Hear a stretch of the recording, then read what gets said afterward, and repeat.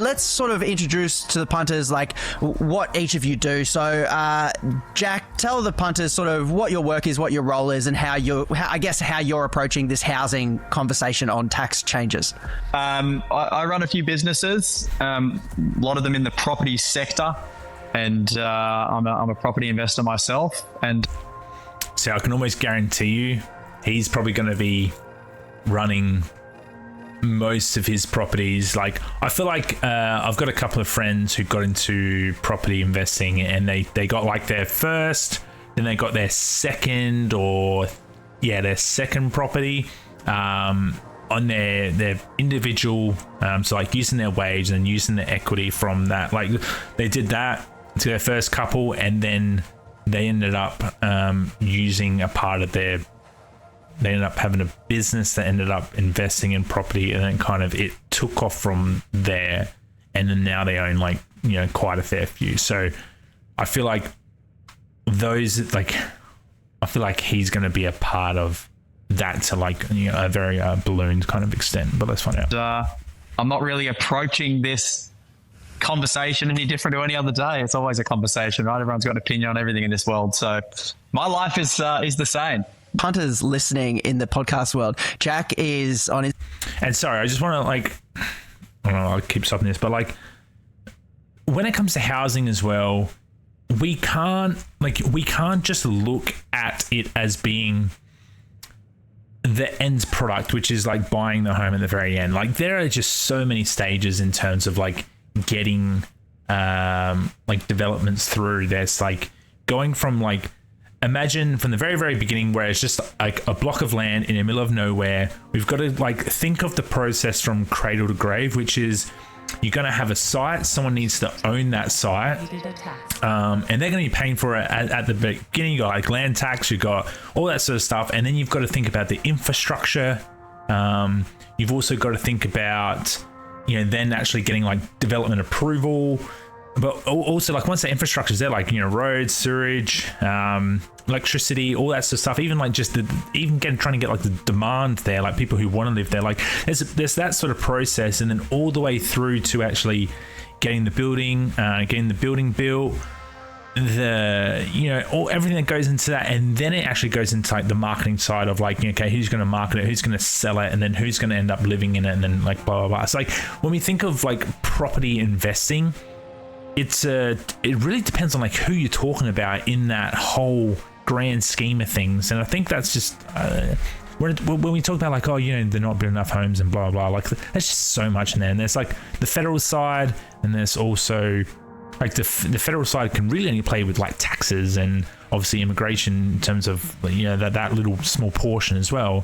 But then you also got the state government, which turns into like your red tape and, you know, trying to get approvals and zoning with the council and blah, blah, blah. There's just so much going into it. And I don't like it and I feel like I'm just predicting that this is probably going to be one of those things where we're just talking about like the very ends product. So I just want you to kind of think that this is a very, very big thing that we're talking about. It's not as simple as, oh, we just need to cut migration, or, oh, you know, we just need to, you know, make property cheaper and blah, blah, blah, because there's just so many flow-on effects. Instagram, and currently he is wearing a hat in red that says greedy landlord. So I think that's the category that you feel like some people fired up. They put you in there. Are you trolling the punters right now?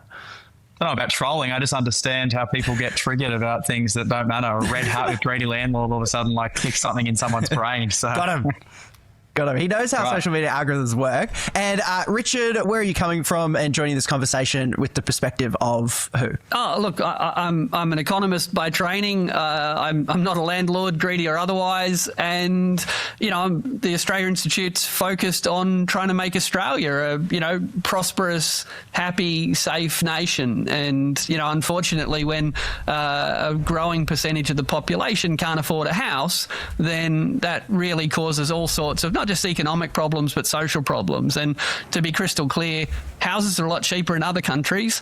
Australia's always had high migration. We used to have cheaper prices. There are solutions to these problems, but there's a big difference between decisions that help make people who already own houses even richer and decisions that would help Australia have cheaper houses. I'd like house prices to fall, by the way, so I suspect Jack and I will disagree on what a good thing for Australia is, but Cheaper I they think are, the better for me, mate. all right, good. Well, let's talk about how to drive house prices down, which is a terrible way for people. Yeah, like the whole. I think from the from everything that I've sort of seen with the CGT, and like I don't think that house prices are going to come down, and the Treasury, like Jim Chalmers even said that it's going to slow down. I think he, from memory, I believe it was saying like house prices going up by like 4 or 5% or something like that, or 3 or 4%, and now it's expected to slow down to about 2%. I think that's a healthier way of looking at it, and I think. Because inevitably we don't actually want property prices to go down. We do want them to slow, and we want to be able to see wages and things like that basically increase faster than. Wait, do we want increase? We want wages to increase at the same sort of rate, I believe, as what housing would be. That way you're sort of not getting this skewed ratio of people just earning a buttload more than what inflation sort of like CPI and stuff is going, and vice versa. You definitely don't want, which is kind of what we're going through now, where housing is going a lot further than wages, and that's why we're in a bit of a predicament. But like, yeah, inevitably we don't want house prices to go down. Otherwise, what's the point in it's just common sense says that you don't want that to happen. People to make money, but That's it's right. a great way. It's a great way to solve Australia's problems with housing. So the perspective I bring is an economist who would like my kids to be able to buy a house without their life revolving around it. Mm-hmm. So to you then, Richard, if I ask the question, is Australia's housing broken? What would you say? Well, it's not broken for people who own 2 or more of them. It's not broken for people who'd like to inherit 2 or more of them. But for the vast majority of Australians who'd like to buy one for themselves, and again, not have to have the whole life revolve around it, our housing market's completely broken. But we have to be always really clear, broken for who, working for who. And, at no time in Australian history have people made more money out of housing than in the last 10 years. So for people who own 2 or more properties, the housing market is working just perfectly right now. But for the vast majority of Australians who own 1 or less houses, I think it's a complete disaster. So it literally depends what problem you think you're trying to solve. Does that align with what you're seeing, Jack? You are the guy that owns more than 2 houses. Is the housing system broken for you or for everyone? I'm not sure. It depends on what you classify as broken. Do any of you have parents that are, in their 60s or 70s trying to retire? Well, I guess that's the question I'm asking you from where you're sitting. No, I don't is think the it's housing broken at system all. working for you? I don't think it's broken at all. So it's not. I mean, anything will work for me because I'm that way inclined, whether it's housing or another marketplace. So I think it absolutely works. I look at my parents who are in their mid-60s who worked their slot out their whole life, and they retired because they had a home that they lived in that had grown in value over the 50 years that they worked. And I'm not sure if anyone realizes that the median value of a superannuation fund for a couple in Australia is $400,000. But, if we didn't have housing and growth in housing, every single one of us would be working until 100. So, Whoa, do you say that the median is... They worked. And I'm not sure if anyone realizes that the median value of a superannuation fund for a couple in Australia is $400,000. But, if we didn't have housing and growth in housing, every single one of us would be working until 100. That seems high, doesn't it? 400k for a couple, or does he just mean like a retiree couple? Average super balance in Australia. National average super balance for Australia is approximately quite a small number. Oh, sorry, maybe let's look at median actually.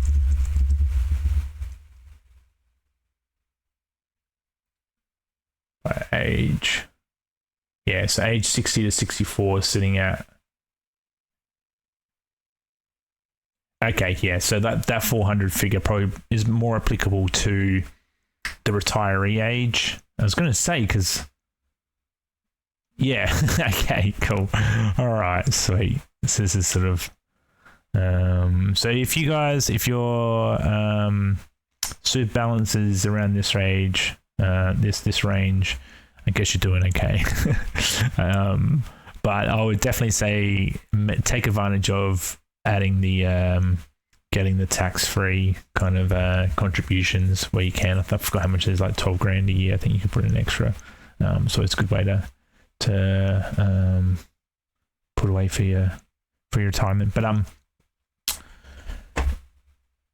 yeah, let's get back to this. So I just look at it through a different perspective. You know, you guys or a lot of people looking at it through, let's penalise the rich investor, when the vast majority of the Australians who have made money in property are not rich Australians. They're people who have worked hard and unfortunately can retire and have a good life. So I feel like the debate of like 60, like people who owned homes when they were younger, like your parents, were able to buy into a market that was a lot easier. The ratio between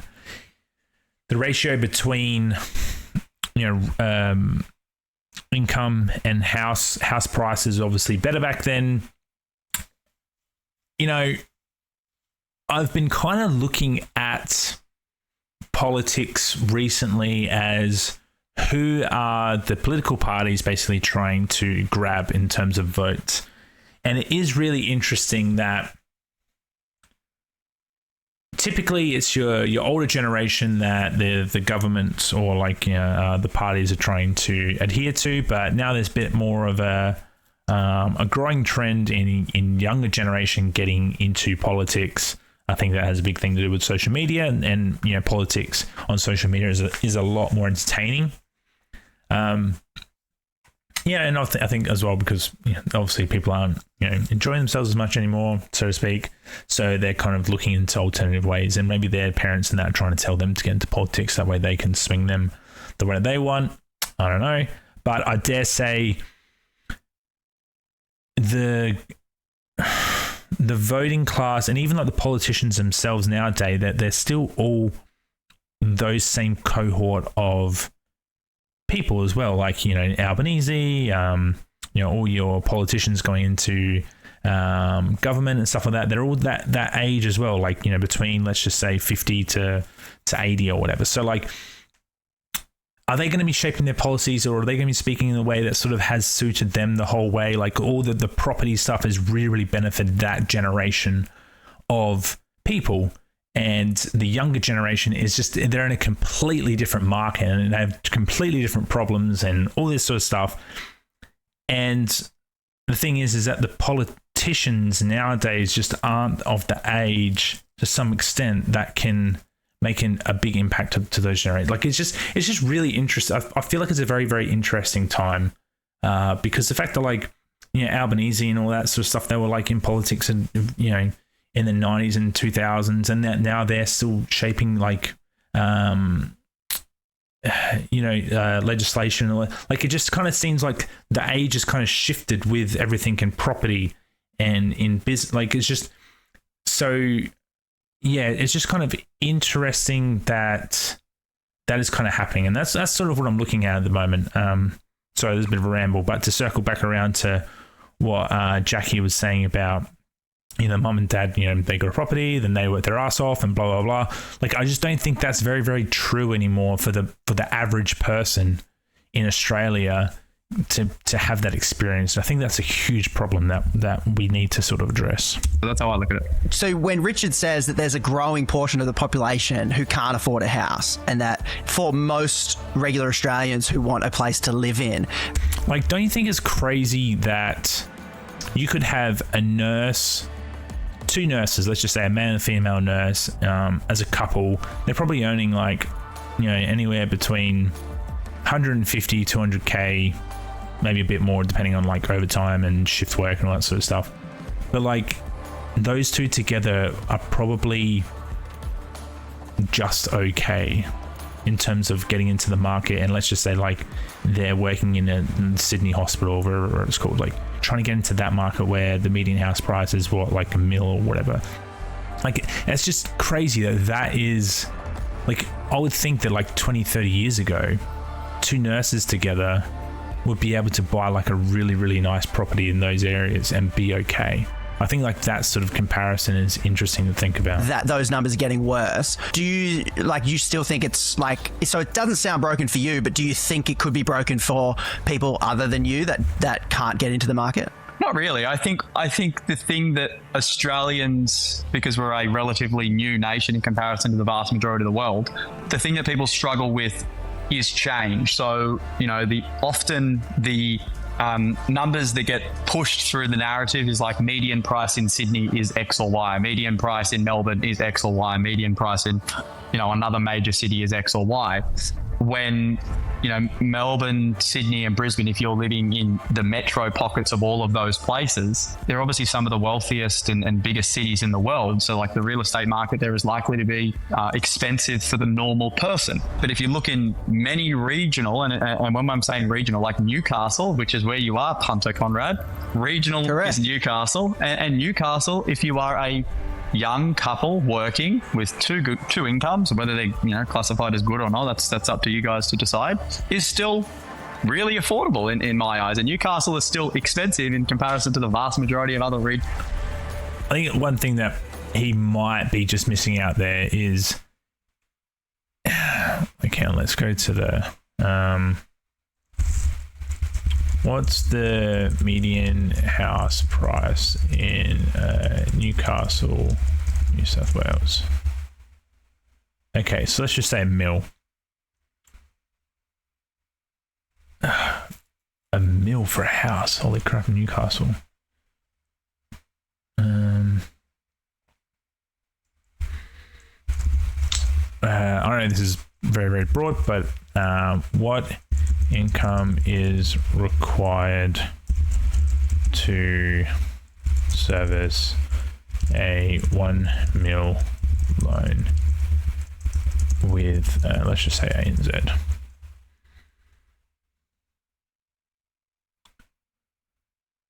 At least 232. Yeah, okay. So well, let's just take this, right? We could probably shift it around. Let's just use the lower end. Let's just use 230K. That's probably like the two nurses scenario, maybe to some degree.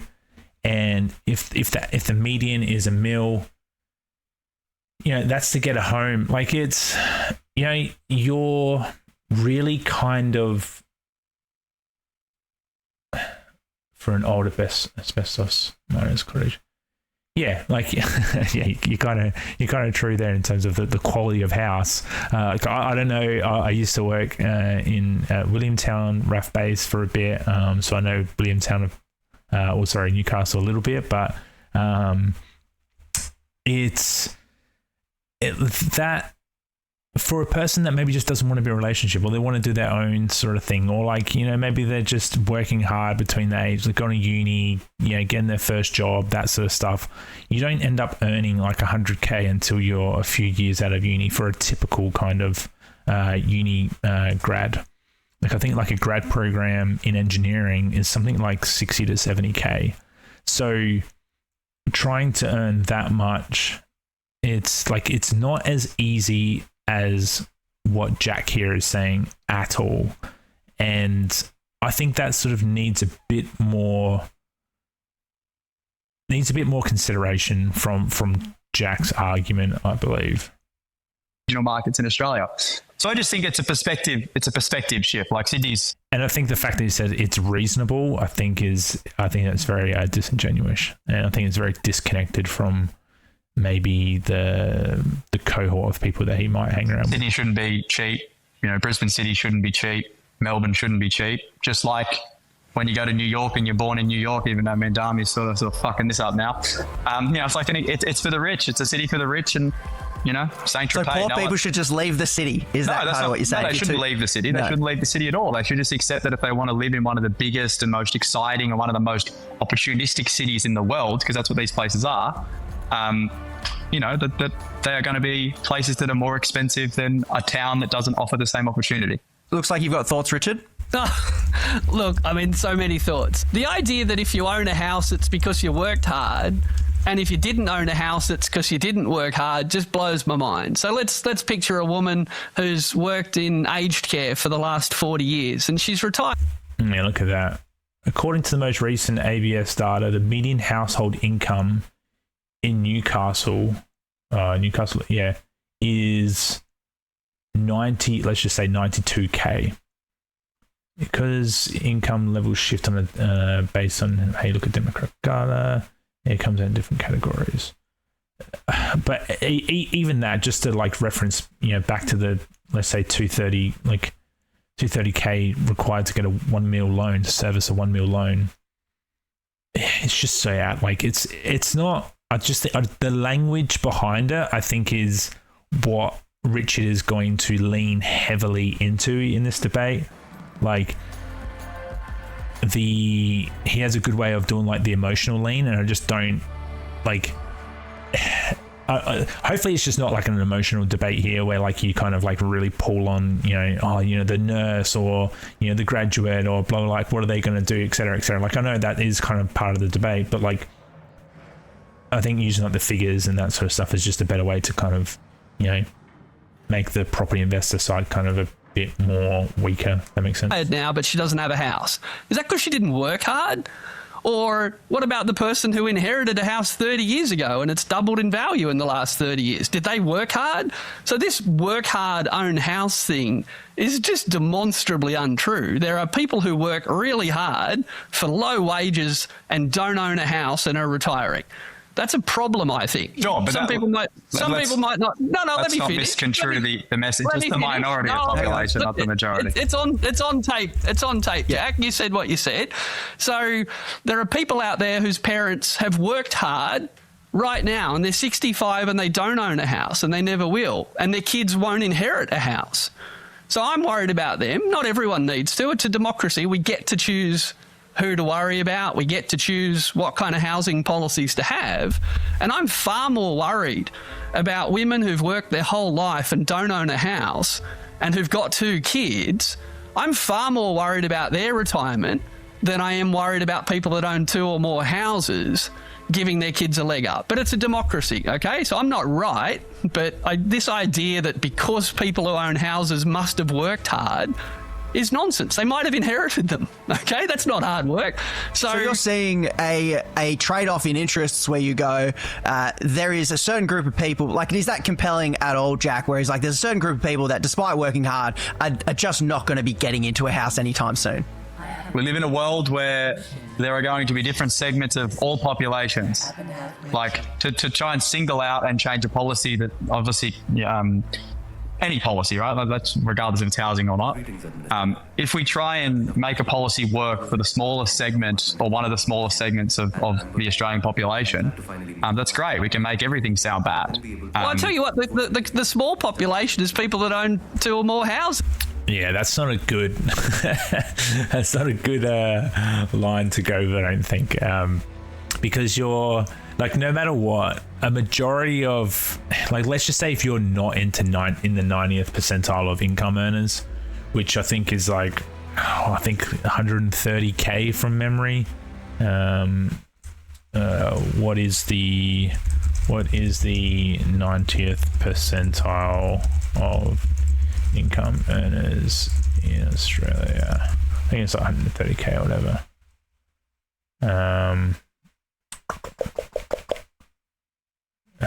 Okay, sorry, 156k before tax, right?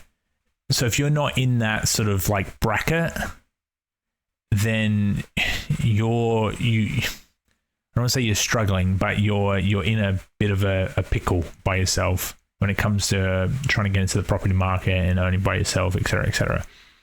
And I think the way that Jack's approaching this with the things he's saying, like it's very disconnected to, I think people think that other people make more money than what they actually do, because especially when you hang around people that do have money a lot, as a very, very quick dissociation with like the average sort of person, I think he's kind of doing it here, which is, I feel like Richard is just very, very tuned into all this, and I think he's going to have like all the quick talking points behind absolutely everything that he's going to say regarding that. There's far more people. There's far more people in Australia that don't own a house and will never own a house. There's far more of them than there are people owning 3, 4, 5 houses. So I'm not talking about a minority share of the population. To be crystal clear, I'm talking about a very large percentage of Australians who are not going to inherit anything from their parents and who will never be able to afford to buy a house of their own. That's, what do we got? 72% of Australians, are only ever going to own one house. Sure. I didn't say anything about 2 or more houses. I just said my parents bought one house, and fortunately it went up in value and they can retire. Good luck. That's all I said. Happy days. Yeah, Happy days. right. Good for you. Whether they have 1 or more houses doesn't change the fact that some people are never going to own a property regardless of policy. So that's but what I was the percentage of people that applies to is what policy's all about. And 72%. 72%.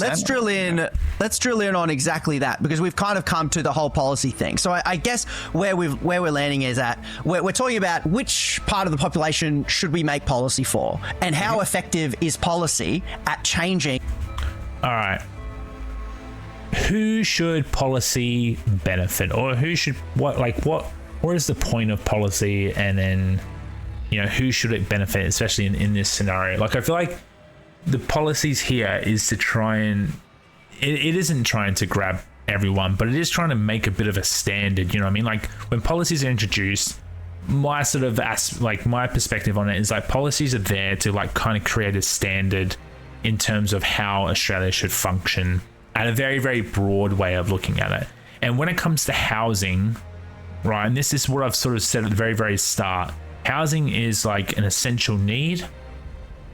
And the thing that doesn't sit right with me fundamentally about the whole housing debate is, and it always has, is that housing can be used as a mechanism to generate that sort of like intergenerational wealth and all that sort of stuff, which I guess is kind of good.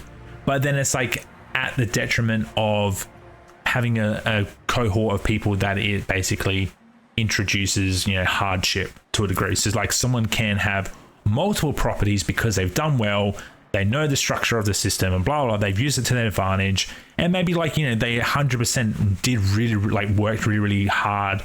And, this is the way that they've, kind of used their wealth in order to like secure it for the generation, blah, blah, blah, blah. Anyway, randomly. But then there's other people that literally do work hard and still struggle and may never ever own a home, and may never be able to pass it down, etc., etc. So like the fact that like property can be used in that way, and then these people can't get it, that's the sort of bit that kind of doesn't sit well. And I feel like there should be policy there that swings the favor towards that population of people. Because this type of person, I feel like there are other mechanisms that could be used in Australia in terms of investing in business, and investing in startups, investing in all these other sort of areas that could generate that wealth. Because if that person does lose out on it, it's less likely that they're going to end up like homeless and blah blah blah. Whereas with this person, they are basically at that stage already. So I think like that's the sort of icky part, and they're the kind of very, very two extremes, by the way. But that's sort of my sort of feeling on it all. These numbers, Richard, you're coming at it saying there's a growing portion of people who are going to find it hard, if not impossible, to get into a house despite working hard. Yeah. And Jack, it looks like you're coming at it going, there will always be certain segments of the population that won't be able to afford a house. And it sounds like you're skeptical on whether policy can in fact change that outcome. Is that a fair sort of assessment on how you think policy can impact this discussion? Yeah, I'm saying that. Let's use the example that Richard used, the lady who worked her ring out a whole life in aged care and never got to own a home. Her not being able to own a home, I can assure you, has nothing to do with the current policy. Like, okay, what? No. That's all right. Yeah. All right. How do we sort of think about this? the current policy incentivizes property investment as a tool to generate wealth. All right, that I'm pretty sure there's like, what's that graph? Did the property housing policies set by Howard and Costello fuel the current housing wealth?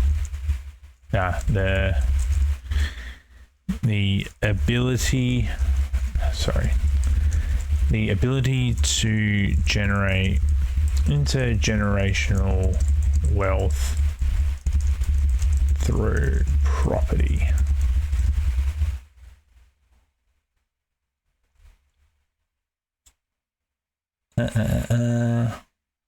Thinking a little longer. It's a very detailed question. So why does things about it? The ability to generate wealth through properties, through tax incentives and all that sort of stuff has contributed massively to the fact that we've got a lot of property investors. Now, does that mean that it is the only sort of thing that has contributed? Obviously not, right? There are so many other things, and as we sort of spoke about at the very, very start of this live, I said the process is long. You think of from your land to your infrastructure to the actual development approvals and all that sort of stuff. Getting all your electricity, when I say infrastructure, I mean electricity, sewage, pipes, all that sort of stuff, roads, and then all the way to the sale. There's a big process, and there's a lot of contributions from the federal government. There's contributions from state government, and then also council. So there's lots that go into it, and then also you got the private sector too. So blaming it on one little thing, it's not the right way to do it. But I would also say that the current policy in the tax system incentivizes people to basically take up housing as a tool to generate wealth, which every single one of those mum and dad investors is taking a property away from someone who might need it. Now, you can say, everyone should be able to, have an investment property and stuff like that. And people do need to rent as well. A big portion of Australians and also migrants and stuff like that use, those mum and dad investor properties as places to rent. Yes, that is true. But there's still it's still disproportionate, or the needle is still favoring towards the property investor incentives rather than the actual available stock. So yes, the housing and tax and policies set by former Prime Minister Howard and Treasurer Costello are widely considered a primary catalyst for the explosion of intergenerational wealth through property. Right? It's the CGT, fueling excise, and excluding housing from inflational measures. Right, and I dare say, in conjunction with that, the negative gearing, which was introduced way before, I forgot who introduced negative gearing, but that also incentivizes people to hold properties that aren't even making money, which is another thing. You can have a property making a loss in terms of your rental yield for the lifetime of the property, and then you can have it coming off your taxable income, which and it could just be going up and up and up in values, such that the capital gain offset is larger than what your negative gearing. So it just incentivizes that as a mechanism to generate wealth at the end of the day. So Jack is, I would say, very wrong there. let's start exactly there. Well, I guess there's a question for you, Richard, because the conversation now, and I'm glad we came to it early, is negative gearing and capital gains tax. Are they is it worth having the discussion around that? Because obviously the government's looking at that. Or do you think there are other policies that you would pitch to Jack and say, well, actually, I think if we change this, it would change the outcome? Would you start with those two policies or something else? Yeah, start there, sure. Look, once upon a time, we didn't have the 50% capital gains tax discount. Like, it's not chiseled in stone. What was the other thing we had, just to give everyone context? Oh, there's a lot of context. You go whatever context you want. You go first. It was index based on inflation, right? So make sure you tell the whole story. We didn't have it, but we had something else. So let's just make sure we tell the whole story. That's the issue with all these things. They always lose context. I don't know if that's... Okay, so I don't know what point you're making, but sure. Yeah. I was just saying, we didn't have the 50% capital gains tax discount, so then people in their head, when they hear that statement, go, oh, we didn't have anything. Oh, man, I need to find this... What's the graph? Is it this one?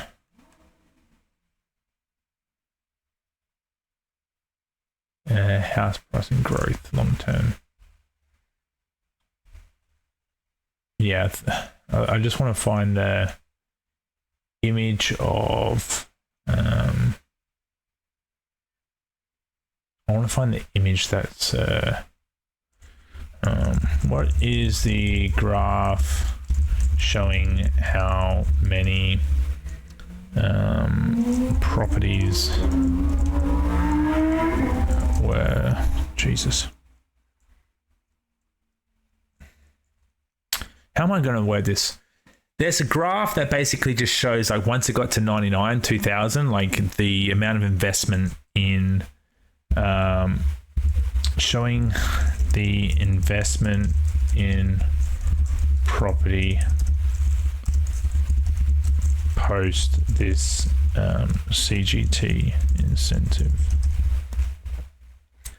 It's and it just goes absolutely just through the roof. Investor lending surged vertically, eventually climbing at a peak. Yeah, I think it's this one here. It's probably from there. Don't like Reddit, but where's that from? Who did that graph? I'm curious. Visit Facebook. Don't want to X. Macro business, that's that.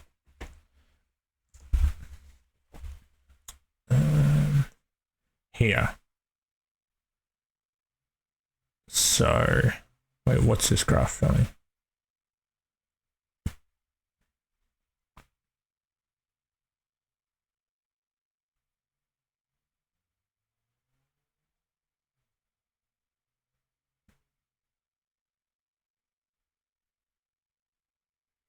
Oh man, I'm gonna have to read all this now, don't I?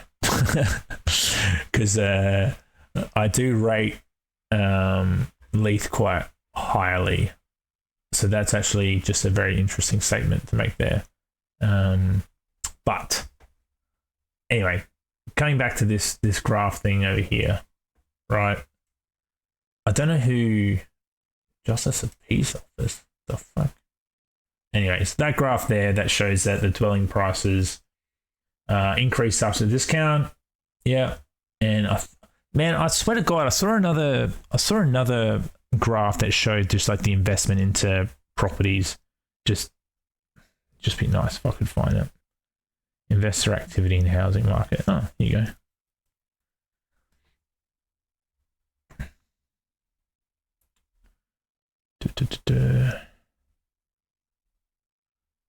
Tax paid.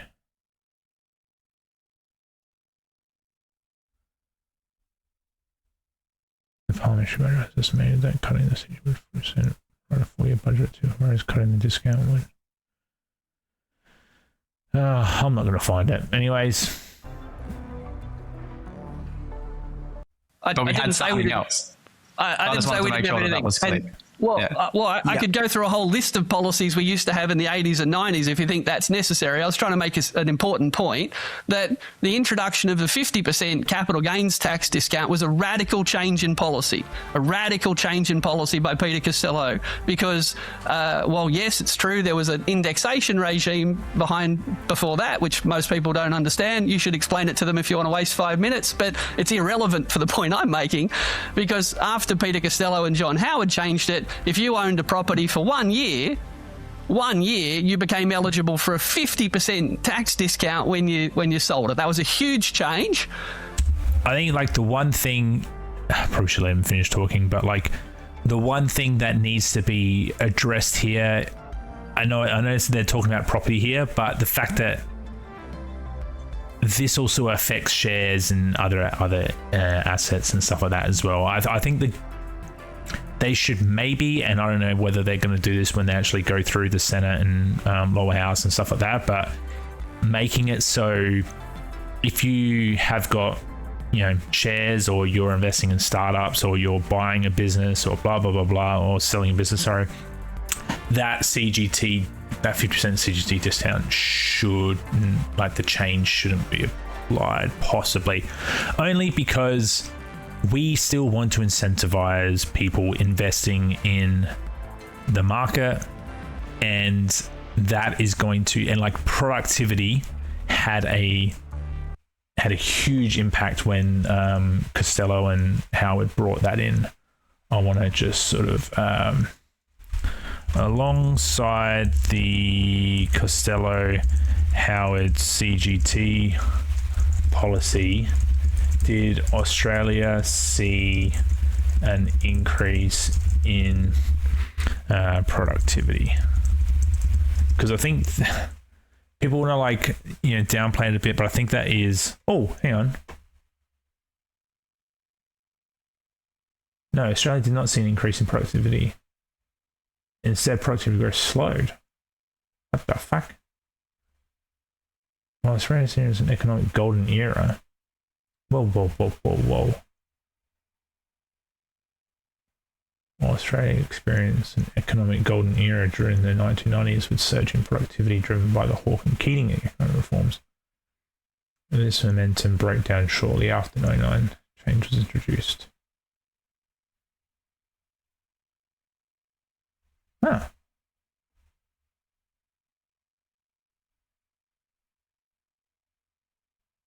Divergence between the booming property market and flattening productivity can be attributed to several core economic factors. The 50% discount combined with negative gearing made residential property one of the most lucrative tax shelter tools in...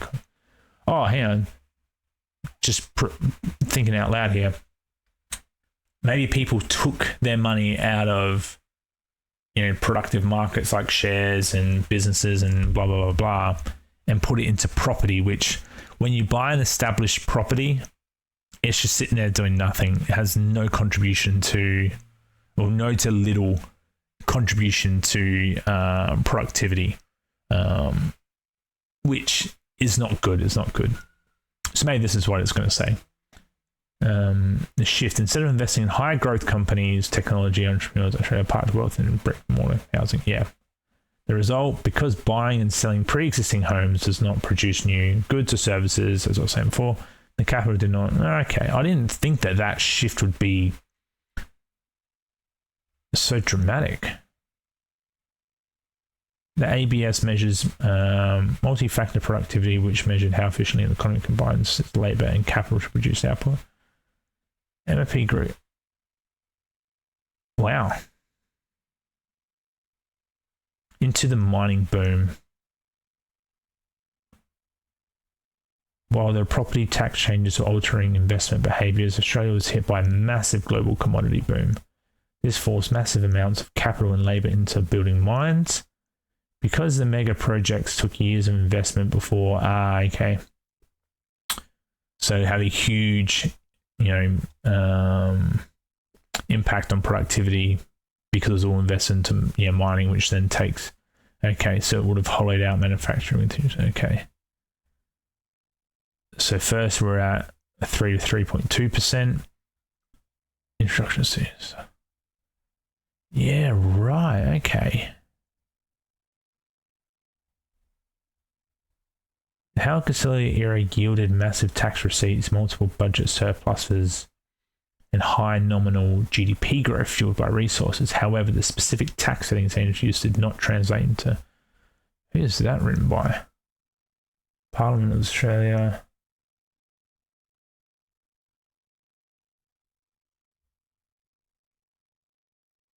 Yeah.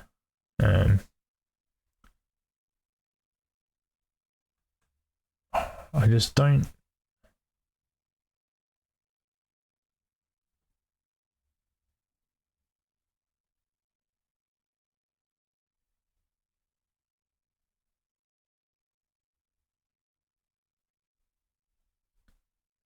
Yeah.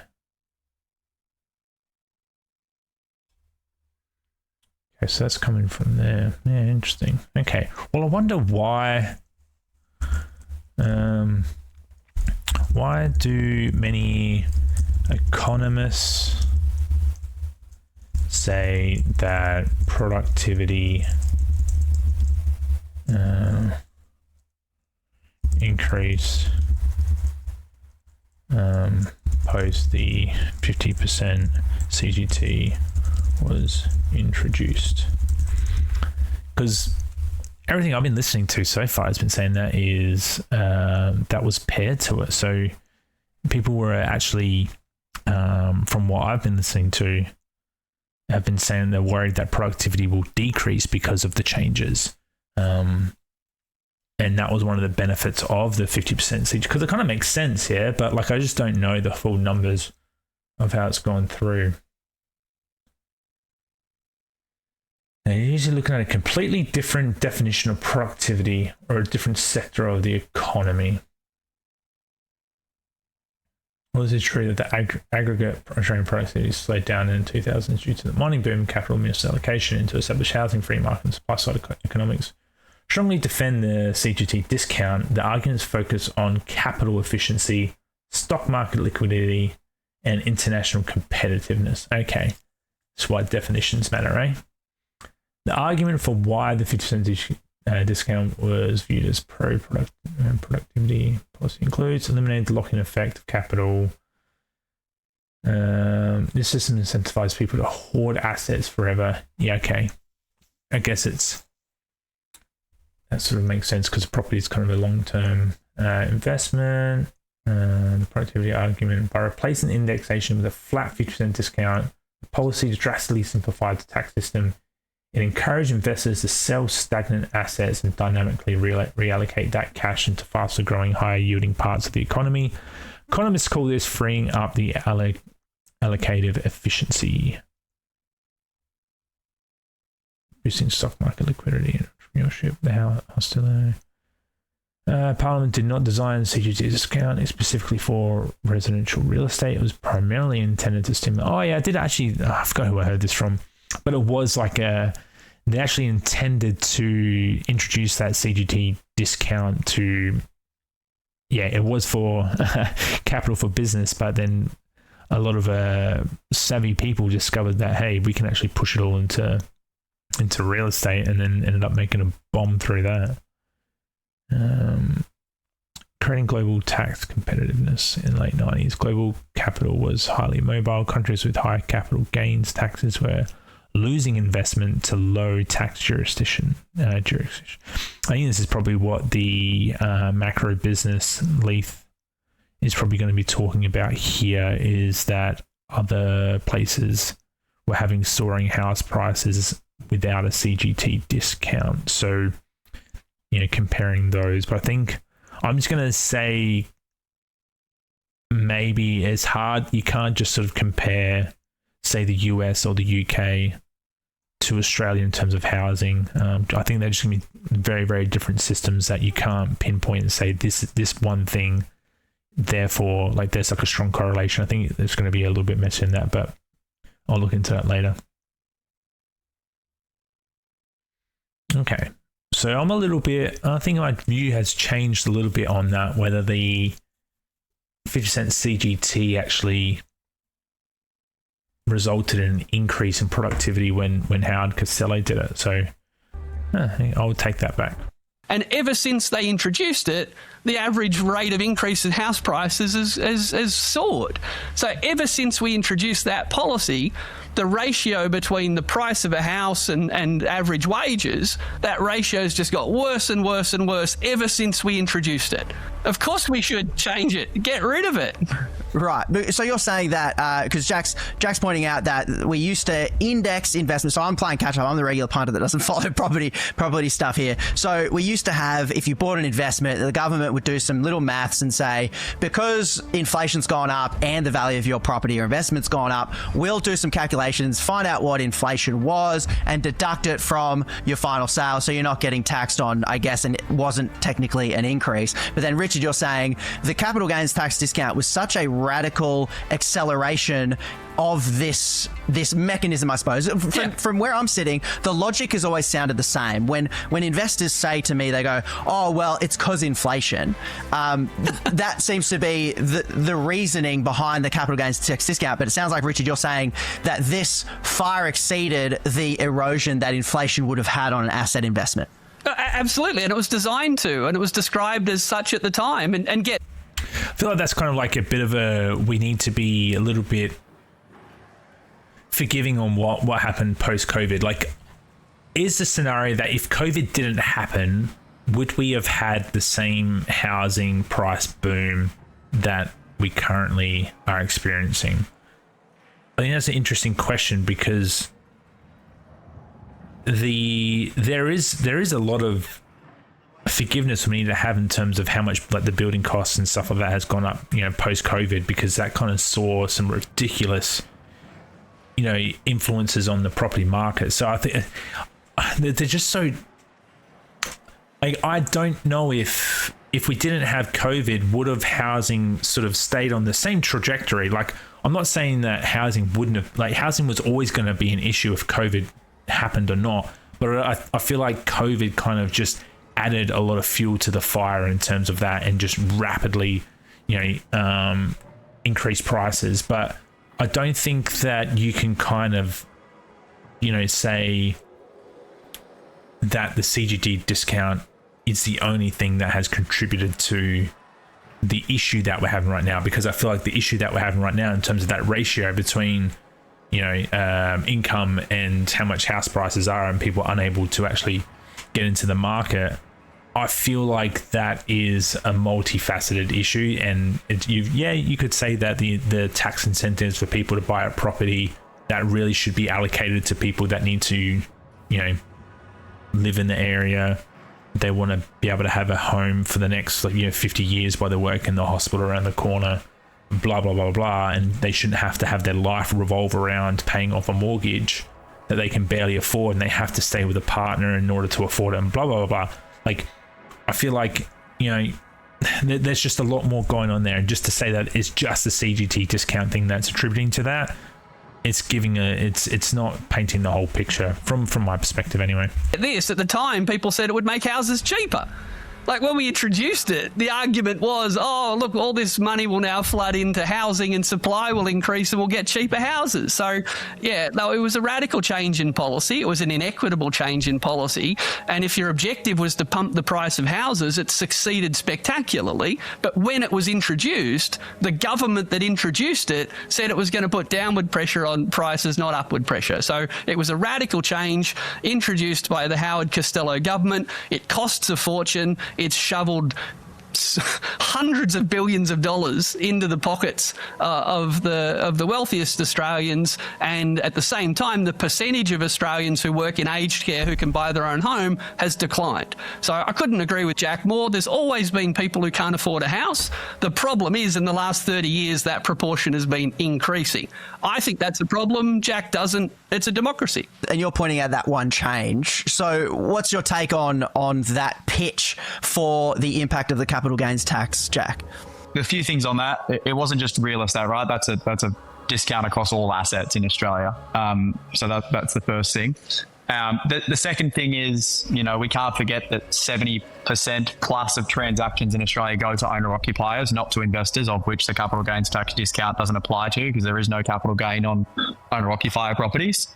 And, I think there is a multitude of reasons that it was introduced. It wasn't just to, make property cheaper. It was probably introduced also to bring investment and bring more supply, which, supply hasn't come. Has it worked?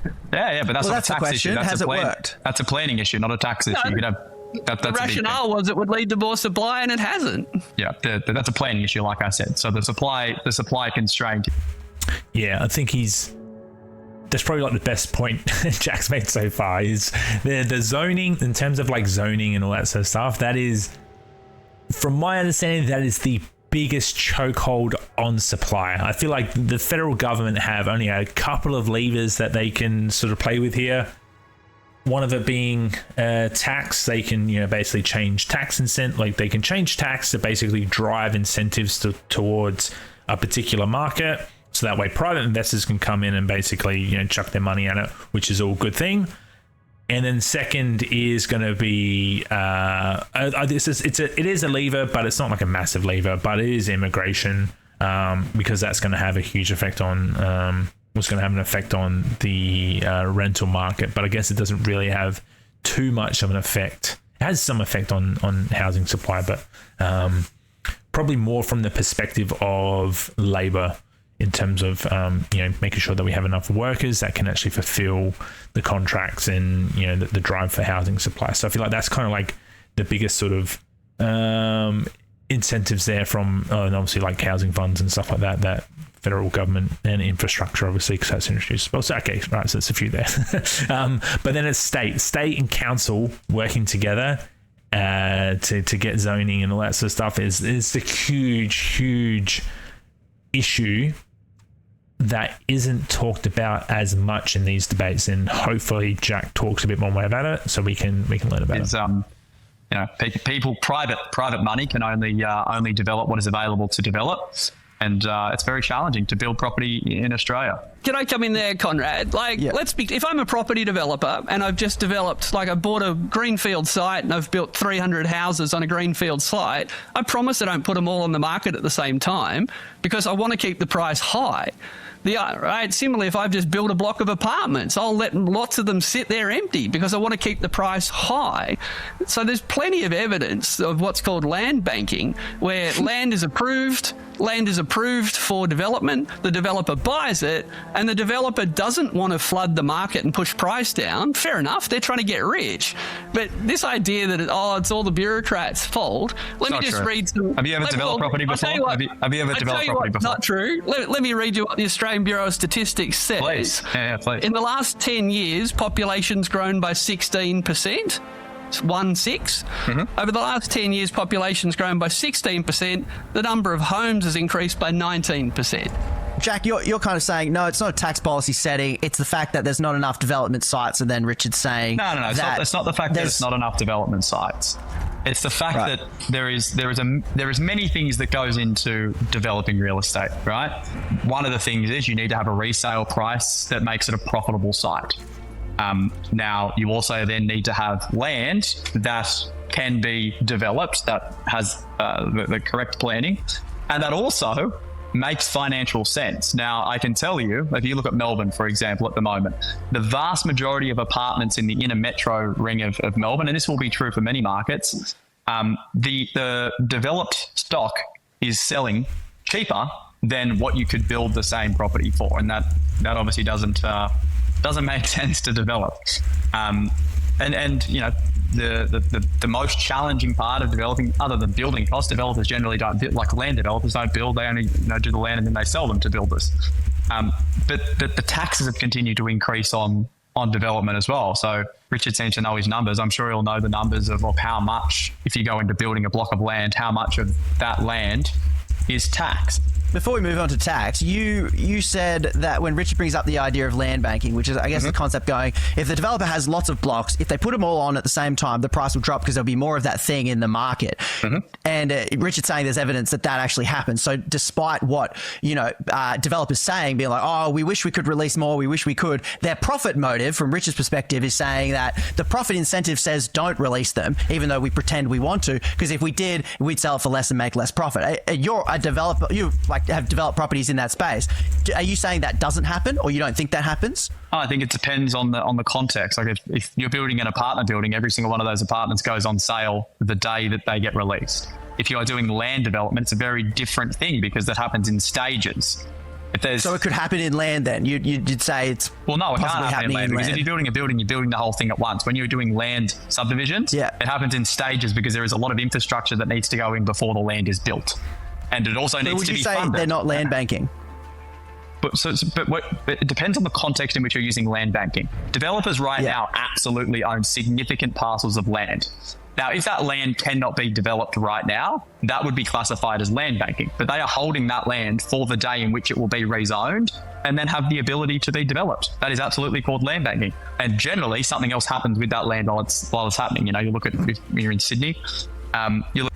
This is like, I feel like this is kind of going off topic in terms of the capital gains and the negative gearing.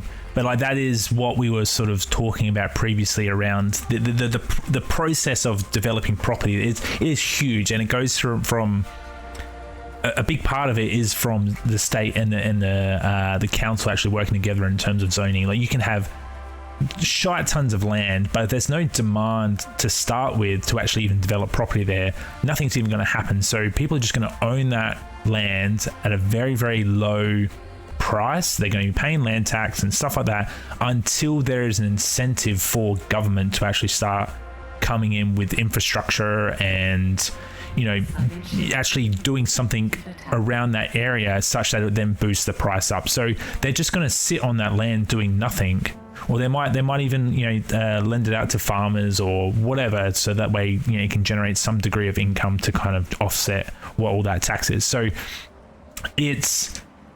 if that is considered as land banking, then it's going to go into those statistics that Richard is mentioning. And I feel like that is just a big portion of the topic that isn't really discussed. And if all that sort of like discount and like incentives and stuff feeding to people being able to buy those lands and hold on to it, so that way in the future it's going to you know, have the infrastructure there which is invested by government, and then property developers are going to come in and say, hey, we want to, you know, put like a big, you know, basically estate market there. We're going to build like 200 houses and blah blah blah.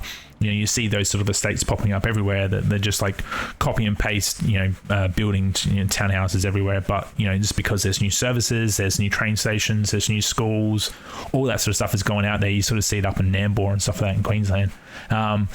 All of this sort of stuff, it's a massive process, and I feel like just coming up and saying like, you know, the CGT negative gearing is going to, you know, solve all that. I feel like that there's just a big piece of the puzzle that I think there's a lot more that sort of needs to be addressed. I think Jack is starting to talk into a bit of that now, but I don't think that's actually the heart of the real debate that is actually going on. What have we got here in chat? Being well channel hits a year next week. This interview is painful to watch. Conrad did a good job trying to moderate. Yeah, 100% agree. So far, I feel like, yeah, trying to moderate Richard, I think would actually be quite difficult. Jack sort of seems to be he's giving me very laid back vibes. Like he's just like, yeah, oh yeah, whatever. Like we're just going to da da da da. So, and he said a fair few things that are kind of very disconnected to like, I think what the regular sort of, you know, punter, as we're going to call them, you know, is experiencing. What did he say a while ago? You know, owning a house in like Newcastle, you know, just reasonable for, you know, a couple to be able to afford it. But then we looked up the median price in Newcastle, it was like $1 million, and it's like you kind of have to have an average income of, you know, over 200k to service that kind of loan. Like so you have to be in a couple of, just kind of very disconnected from that point of view. Yeah, I'm seeing Conrad come up a fair bit now, which is, you know, he does a really good job. Very left leaning though. So I've actually got his one of your videos with Punter that I'm going to watch at some point. So you're going to be on screen again, mate. I bet a lot of people would want that land and put a caravan on it and avoid renting. I'd love some land, put a shipping container near the beach, but Jack doesn't need to make profits. And so, yeah, I mean, like my brother used to own some land like out in SA, and he just used it for hunting. So it really depends on where that land is. and what the zoning is around it. I mean, you can put a caravan on it, solar panel on the roof, and as long as you're happy with whatever access to water you've got, if you don't mind showering in those little pop-up tents, those little thingies, then yeah, sure, fill your boots, but Look, a lot of what happened around the new airport in Oran Park, like a lot of that was farmland. And then eventually that got rezoned and eventually it can obviously be developed, which is what's happening right now. So developers absolutely bank land, but the vast majority of land that is being banked cannot be developed. And they'll be paying this beautiful tax called land tax on it, which is... Which, I just want to make a plug, the $2 billion investment that the current Labor government have, said they're going to do is basically fueling into that infrastructure. So again, like when people talk about like the housing, like how the Labor government is trying to solve the housing supply crisis and blah, blah, blah, blah, that $2 billion investment is like the big, or it is a big contributor to that. It might not be enough. Yes. There might be more to go into that, but nevertheless, that is addressing that directly. So that should get a lot more credit than what I feel like it is getting. But again, I think that's just because there's just a degree of people that get their politics from short little clips, or they're just looking at these like immigration is fueling the housing crisis. But like this, yeah, I think that needs a bit more credit than what's given. Which is a fabulous tax that property investors pay for just owning land. Yeah, is that sarcastic? You don't like that? That's the whole point of land tax. Like, let's be clear, the whole point of land tax is to encourage people to not sit on empty blocks of land and increase the supply of land for housing. It's not true, this is the irony that you pay land tax on developed land as well. That's BS. Absolutely you do, but at least you can charge rent on... They charge it because they can't develop it. No, they charge it because it's a tax on owning land as an investor in every state. I love the way you keep splitting irrelevant hairs, but sure. It's not irrelevant because a narrative needs to be told as the truth. Okay, I've seen the headlines. All the headlines pick tiny little bits of the truth to create a narrative to push whatever the agenda is. So if you just say land tax is paid to make land be developed, that's not true because land tax is paid on every parcel of land, developed or not. Yeah. Okay, that's right. So let's tell the full truth. Okay, so you agree on that. So you agree on that. I love the way you want to tell the full story about everything. We might be here for a couple of days, but I don't disagree with anything you just said. And nothing you said contradicts the point I'm trying to make, which is if I'm sitting on an empty block of land where I'm not getting any rent in return, that's an expensive block of land to hold on to. And if I'm sitting on a block of land that does have rent on it, that I'm paying land tax on, I might hang on to the land because I think the rent's worth it. But I think we can both agree, and that's the important point, when we agree with each other, we should admit it. I think we can both agree that when there's an empty block of land on which land tax is payable, the property developer is far more likely to sell it to someone who's in a hurry to build a house on it because it's expensive to sit on the empty land. So the beautiful thing is we hear property developers simultaneously, and this is genius. So let's put all the context out there, Jack. We hear property developers simultaneously saying, oh, this land tax that encourages me to not sit on land is terrible, but the reason houses are expensive is there's not enough development going on. I mean, pick a lane. Do you think do you see that duality there, Jack, where they're making both those arguments at the same time or not? No, because one thing I can tell you about property developers is they are in the game to make money, right? Like as we all are. You wouldn't run a business if it was a non-for-profit. That's what a charity in Australia. About land tax doing exactly what land tax is designed to do. Well, it's not. On the one hand, this is going off topic. Well, you finish what you were saying, Jack, and then we'll come back to Richard. Because let's say that you own 1,000 acres of land, for example, and you are doing what you said. You are land banking that land. Right now, if that land is not able to be developed because of a multitude of reasons, maybe the zoning is not correct, maybe the infrastructure isn't there, whatever the reason is, you still pay land tax on that land. Now, one thing I can tell you is when that land gets rezoned, because then the Valuer General says that land is worth a significant amount more money, it can be rezoned to be developed, but maybe the infrastructure is still not there, which is true for a lot of locations. The infrastructure isn't there to develop the land, although you can develop it, which means you still pay a higher land tax, but no one's going to develop it because without the infrastructure, You're waiting for the development. No, because you're waiting for the waiting infrastructure. In locations that don't have things like upgraded stormwater, upgraded power, roads, all these things that get put in by councils, a property developer can't actually develop the land. Once it comes, absolutely, he can develop it. But until that happens... So I wonder what portion of land is like that. That's in like, you know, some pretty high real estate kind of areas. Like I know, like, you know, around where, you know, I was living previously in Sunny Coast, you know, up towards like between Brisbane up towards the Sunny Coast, like sort of Caloundra area through like Caboolture and all that sort of stuff. There's a lot of land there. But because of the landscape, I would say there's a lot of like undulating hills, or like maybe there's just like a lot of hills. There's a lot of sort of things where I wonder if that wasn't getting developed on because of A, infrastructure not being there, or B, because there wasn't any sort of demand there. Like I wonder if it's a bit of an interesting sort of thought experiment there. But like how many of those sort of areas, or let's just say in that same area, you know, you've got one patch of land that's owned by some people, some investors that has the infrastructure there ready to go, but they don't want to do anything with it because they just want to wait. They, like Jack said, they don't want to flood the market and that sort of stuff. So I wonder how many places like that in comparison to how many places are literally just they can't do anything with it, so they're just sitting there, but it's going up in price. They can't.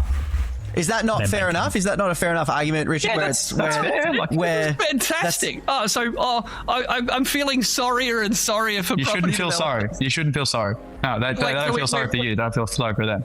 I'm just saying that's how it happens. Yeah. Well, let's, you know, to use your argument, let's give people more context, Jack. Let's talk about all the things you didn't mention. So, who amongst us doesn't have 1,000 acres of land sitting around? But let's imagine I've got 1,000 acres of land sitting around, like Jack says, and Jack says maybe I can't develop it because the nasty bureaucrat hasn't rezoned it yet, or the nasty government hasn't provided the infrastructure. This is where I was saying with Richard, he's good at pulling on those emotional strings, which I feel like he can kind of relate things back to, you know, like the nurses, the teachers, the aged care workers, and he has a good way of putting the picture of like the nasty bureaucrat. Like I think it's I forgot what it's called. It's a way of like debating like that.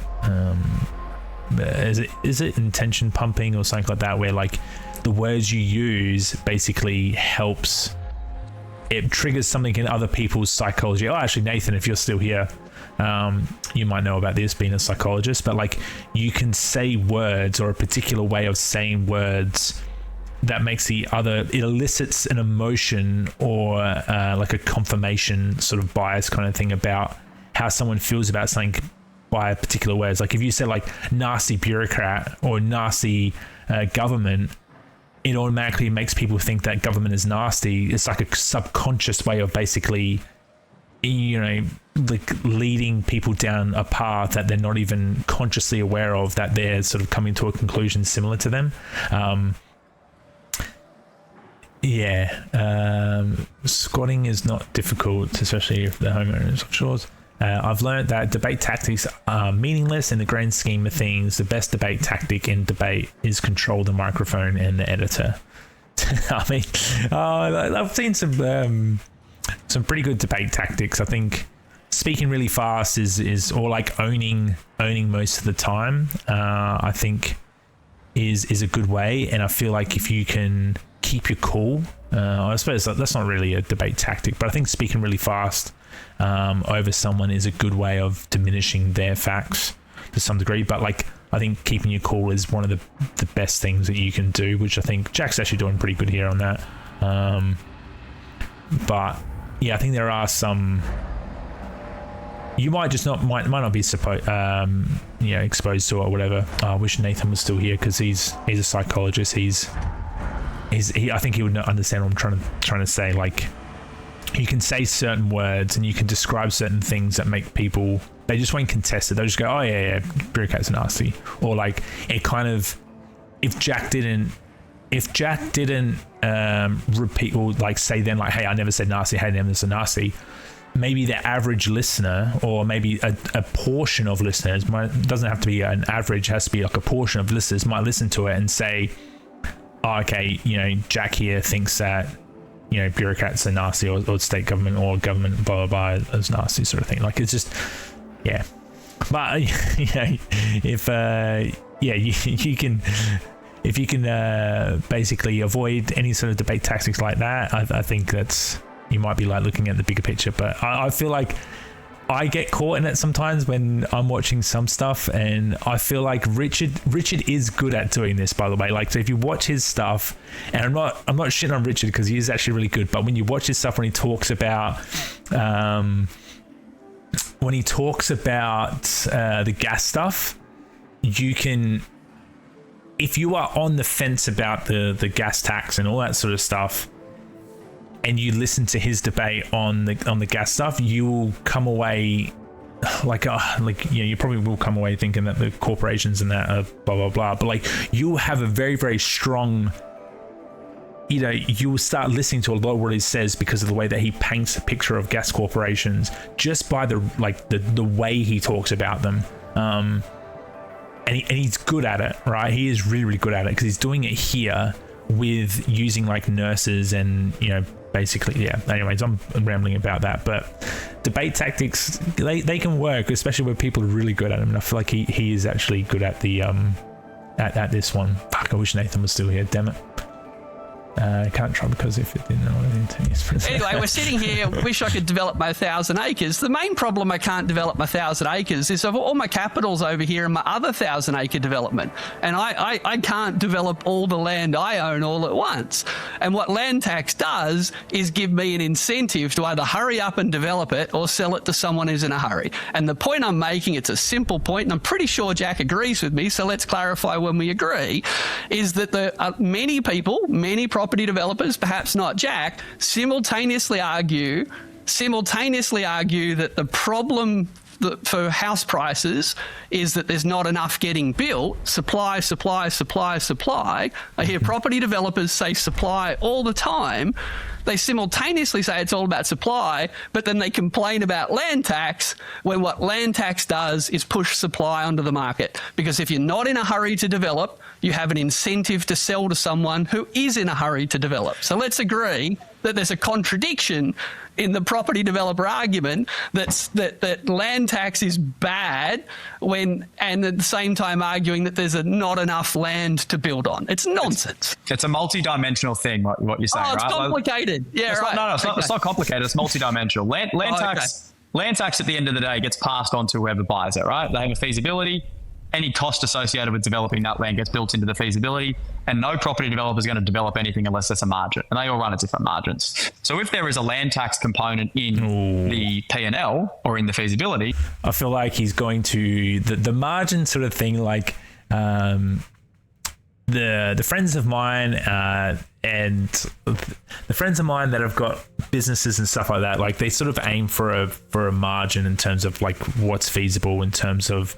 I've got mates that are into property development, and they've always got their bread and butter is like their IP is the way they calculate the margins, and they need to make like an X percentage of profit. Otherwise, it's not a feasible investment or a development, right? And this kind of almost feeds into like what Richard goes into about all the gas stuff is like, the tax and the gas is basically just going to feed into their profit margin. Whoa, oh my God, instead of making 20% profit, you're now only going to make, this much amount of profit. Oh my God, what a big loss and blah, blah, blah. I feel like he is, what's going on with my camera there? I feel like he's going to possibly feed into that here. If you walked into that, it's going to be a bloodbath. The end buyer pays for that land tax. That's the reality. That's not true. That's okay. Why is that not true, Richard? That is true. No, because You've never ultimately no one developed will property. pay. You're talking about things you don't even know about. You've never even developed a property. How do you know? Now You don't. now we're name calling. I got plenty of friends who are property developers. Ultimately, So guys, ultimately hang the on. price of the house. Let's be clear. The house price at the end is determined by what someone's willing to pay for it. So if we put by And your guess- logic. That's right. That's right. It is developed. It is paid for. Let's come But to the land won't by be your developed logic- until the Hang on. market is there to pay it. So the hang property on. developer's not going to develop it until there is a marketplace to Let me know buy when it. you're ready Okay. to be corrected. You go. I'll correct you. You go. Hang on. So let me play catch No, up. I got to correct this nonsense. It is just made up stuff that gets said all the time. I'm just going to catch people up, and then we'll go to Richard for what you think is wrong. So I'm playing catch up, and we've got Jack is saying that any taxes and extra costs that are imposed by taxation, lazy council, slow council, red tape, then gets passed on to the cost of the end consumer. But it sounds like, and then that then determines the price of the property at the end. But it sounds like you're about to disagree with that, Richard.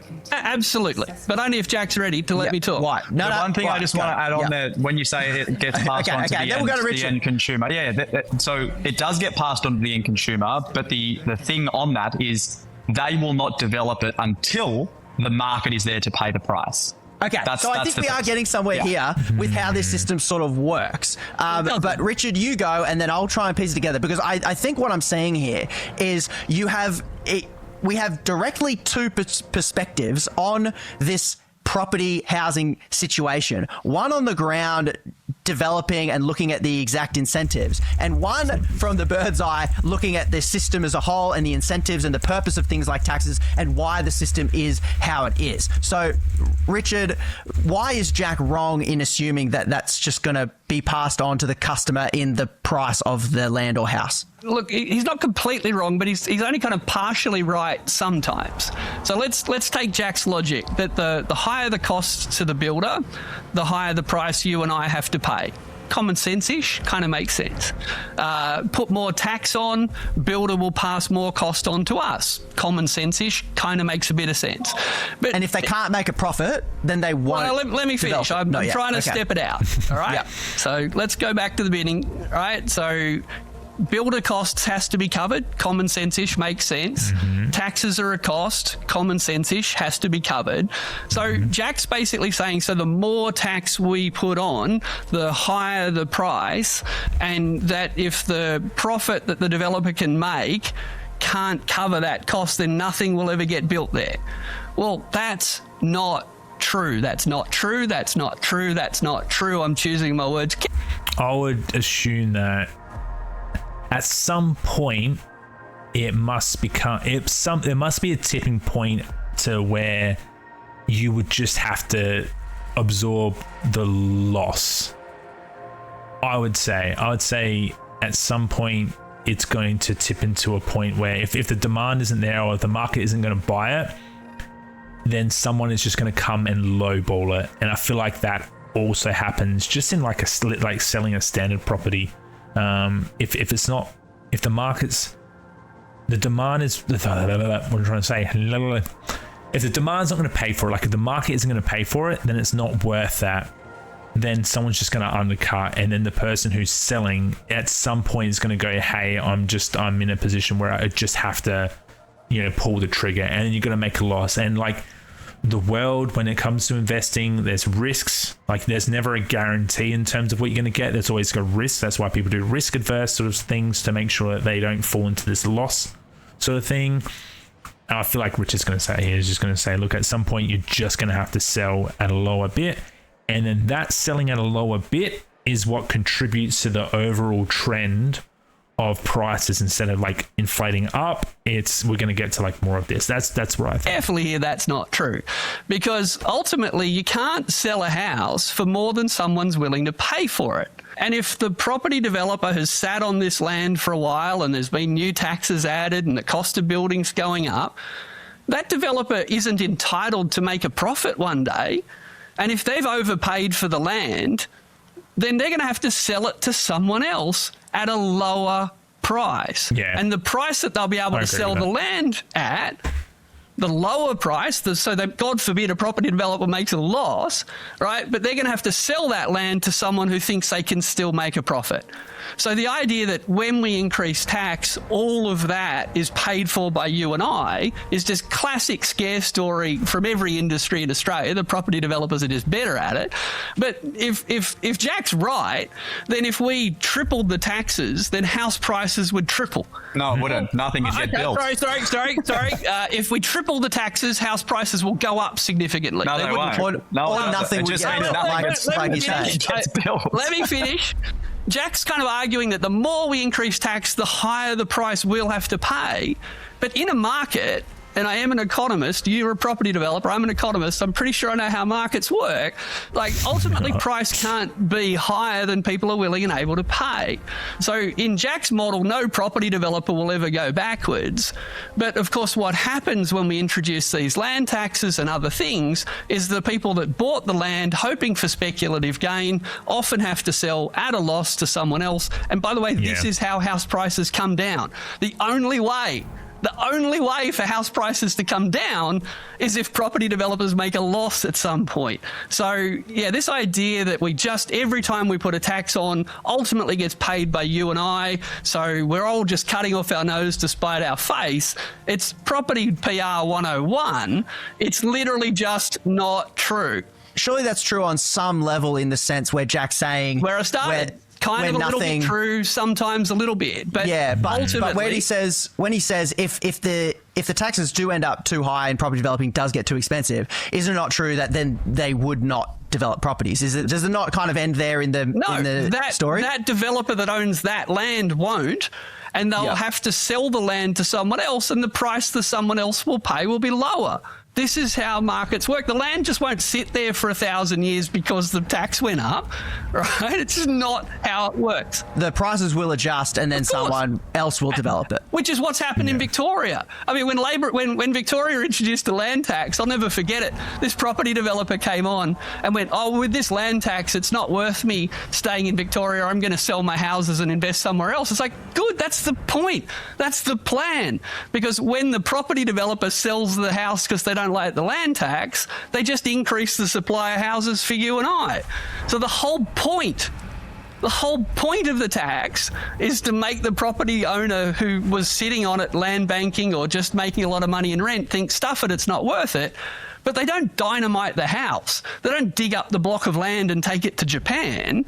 They sell it to someone else for a lower price, and that's how house prices come down. That's the point. That's the plan. So then, Jack, final thoughts on that, and then I want to move back to capital gains, because I didn't realize that obviously property is very complex and there's different tax settings and things that I guess Richard says definitely impact the housing market and people's ability to get in the market. But what's your final thoughts on the land tax component? When you look at Melbourne, Jack, do you go, it's going well. I do feel like that got pretty off topic there, I reckon, with the land tax stuff. The Melbourne economy is going really, really well. So house prices are becoming affordable. It's working. Are they? So what's the median price for a house in Melbourne? I don't know, but it's... That's right. You don't know. You're talking about things you don't even know that are kind of more You're very clever. You know the decimal places. That's gentlemen, you both know things. You both know things. Because let's not disparage people's ability to know things. But back to what you were saying, Jack. You think that the taxation changes in Melbourne, has that discouraged your personal decision? Because I think Richard's pointing out that house prices have not risen in Melbourne at the same rate as every other state in the state in the country. And Richard would say that is directly because of the taxation changes. And as if you're looking as an investor at Australia-wide, I'm assuming that's what you're doing. When you look at Melbourne, do you want to invest there or don't you want to invest there? Melbourne right now, if you don't worry about me, let's just talk about all the other property investment firms in Australia, is where everyone is right now because it looks affordable in quotation marks to all other markets. To invest because the house prices aren't rising as much as other states. So wouldn't you go, I might go to Brisbane because that's going to... That's the thing. Melbourne up until 2022 was the best performing real estate market in Australia. They obviously had really poor leadership. Best performing up until 2022 for the last 25 years. From an affordability point of view, worst performing. Right. This is the point. Which side are we on? Perspective. Well, we know where Jack's sitting and we know where Richard's sitting, so keep going.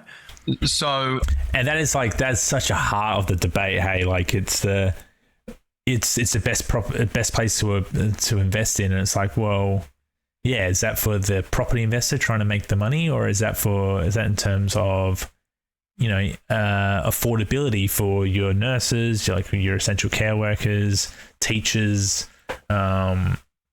all that sort of stuff. It's such a huge like perspective, like culture. It's almost like a high degree of it is a lot of culture wars, not culture wars, but you know, a lot of culture comes into it, because it's kind of like who are you going to be representing when you debate this topic? Obviously, they had some pretty poor leadership during COVID, and you know, a lot of their people migrated north, and they've had some policy change. But now it's like a huge opportunity for property investors. So You would say it's a good opportunity to invest in property in Melbourne? yeah, I suppose it depends on what you're investing for. But if you're investing for like for profit, you're investing. I'm not for profit. investing there. No, me personally, I'm not investing there. Okay, why not? Because I don't like the place. I think it's a shithole, but that's all right. That's my personal preference. But what if it was a shithole with good returns? Wouldn't you be like, well, I mean, It's run by communists. That's how I look at it. That's why I said, don't worry about my opinion. So anyway, Who wrote that? Okay, so let's go back to Wind Waker rules. Communism, Marxism, Red Menace. Well, let's just clarify. Jack's just told people it's a good opportunity to invest in Melbourne, and didn't they just no, I never introduce said the that. word? I said other people are seeing it as a good opportunity. I wouldn't invest there. I don't like it.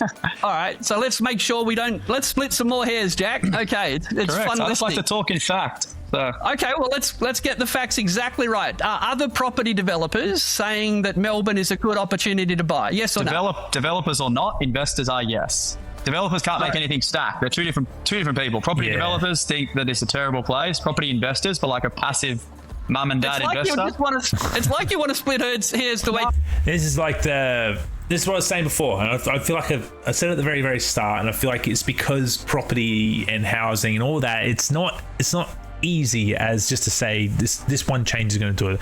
And there's a lot of people in the puzzle, from owning the land, infrastructure, blah blah blah blah, all the way up to, you know, like there's even like, you know, logistics in terms of just trying to get building suppliers, there's contractors, there's so much. And then all the way to the property developer is a very, very different person with different incentives, with different, you know, ways of functioning as a business, to a property investor who could just be mum and dad. Like it's that sort of stuff. Or we got to be very, very careful here with when we transition from developer to investor when it comes to these conversations. No, it's not. It's two separate things, mate. Property development and property investment are not the same thing.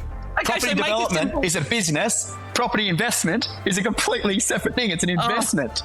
Fascinating. So, can you clarify who it is? Investors, like I said. So they introduced the land tax, and investors think it's a good time to invest. Good to know. No, maybe because they had the strongest lockdowns in all of in the world, and a lot of their population went north. That's got nothing to do with people not wanting to live there. I think it was the lizard people. I think it was the lizard people, and something to do with Epstein. All right, we gotta get this back on track, guys. I gotta ask you. Let's keep this less passive aggressive and more positive, because I think punters will love it.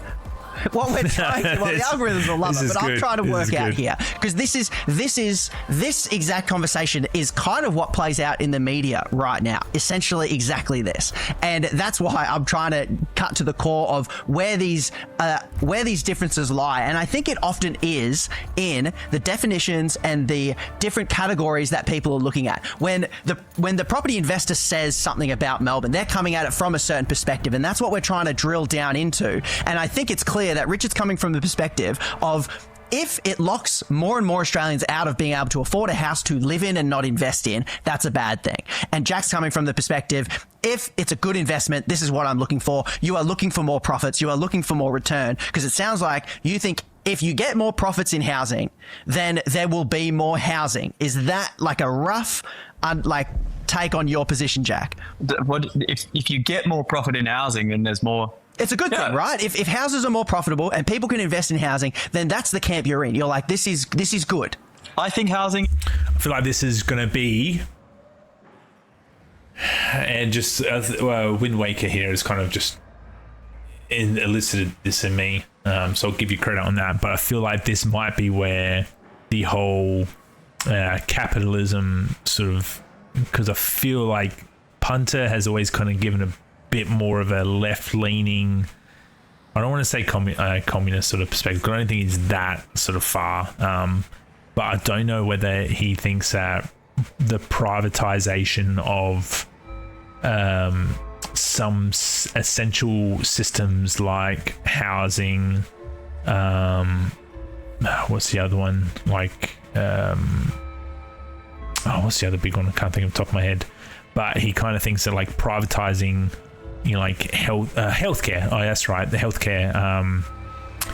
If you were to privatize that, then it'll basically distort the system in that sort of sense. I think that is kind of what his perspective on housing is because, as Wind Waker has sort of said here regarding like public housing, because there has been a dramatic fall in since like public housing has like decreased over the last few decades, hasn't it? So has social housing decreased in Australia, and for how long has it become an issue?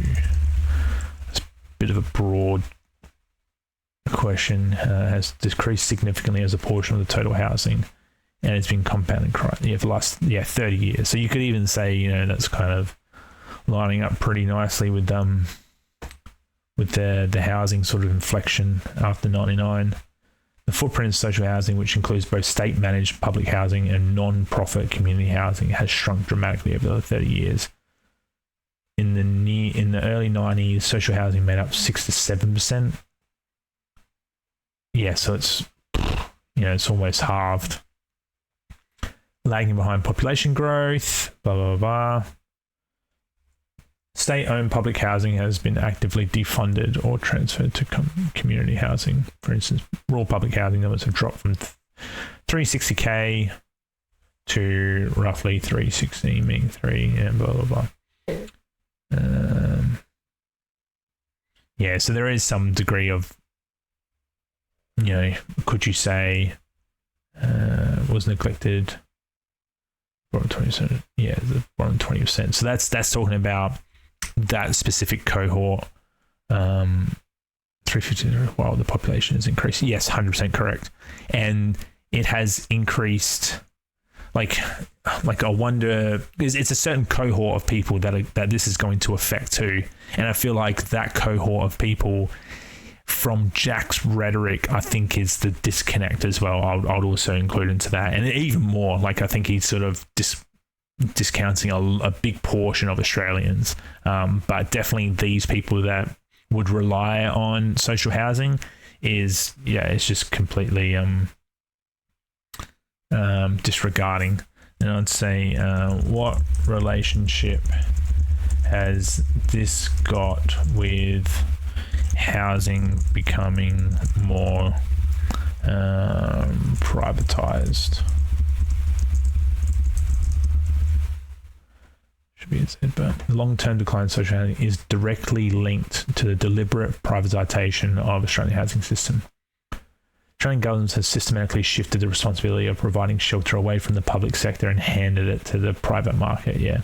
This creates a self-reinforcing cycle. As the government built fewer public homes, it increasingly relied on private investors to house the population, using tax system to fuel the transition. So that kind of feeds into the debate as a whole. And I feel like when it comes to privatization, there has to be profit to be made, and it's kind of like making those profits is more important to the people that get left out of that pool. So I feel like that kind of leads into it quite significantly.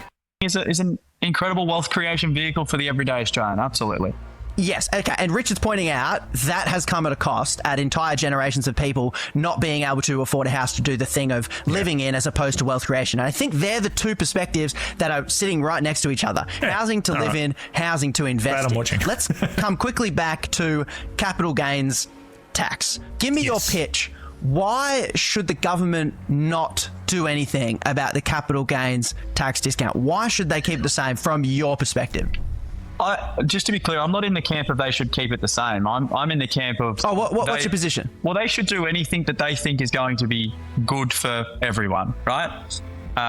So you're open to the idea. You're open to potential... And I don't want to discount it either. Like, I feel like we need to actually incentivize privatization as well, because the money needs to come from somewhere. And if... like, there's the whole risk profiling too, and I feel like if you take the risk, you should be rewarded to a degree. But I think there is you can go too far, and I feel like that's sort of where this Labor government is trying to pull us back in terms of these things that they've gone too far. Actually, Richard saying to you that actually the solution that's better for the most Australians might actually be to do something about it. Are you open to that possibility? Yeah, I'm open to the possibility, but my opinion is it's not going to fix the actual problem. You're not pushing the government to not change it. You're just skeptical about whether it will do anything. I just think it's not going to do anything. All right, the thing about let's go tax these wealthy property investors. Let's talk about me. I've got 15, 16 properties. I'm a rich property investor. They're thinking they're going to hurt. You're the guy.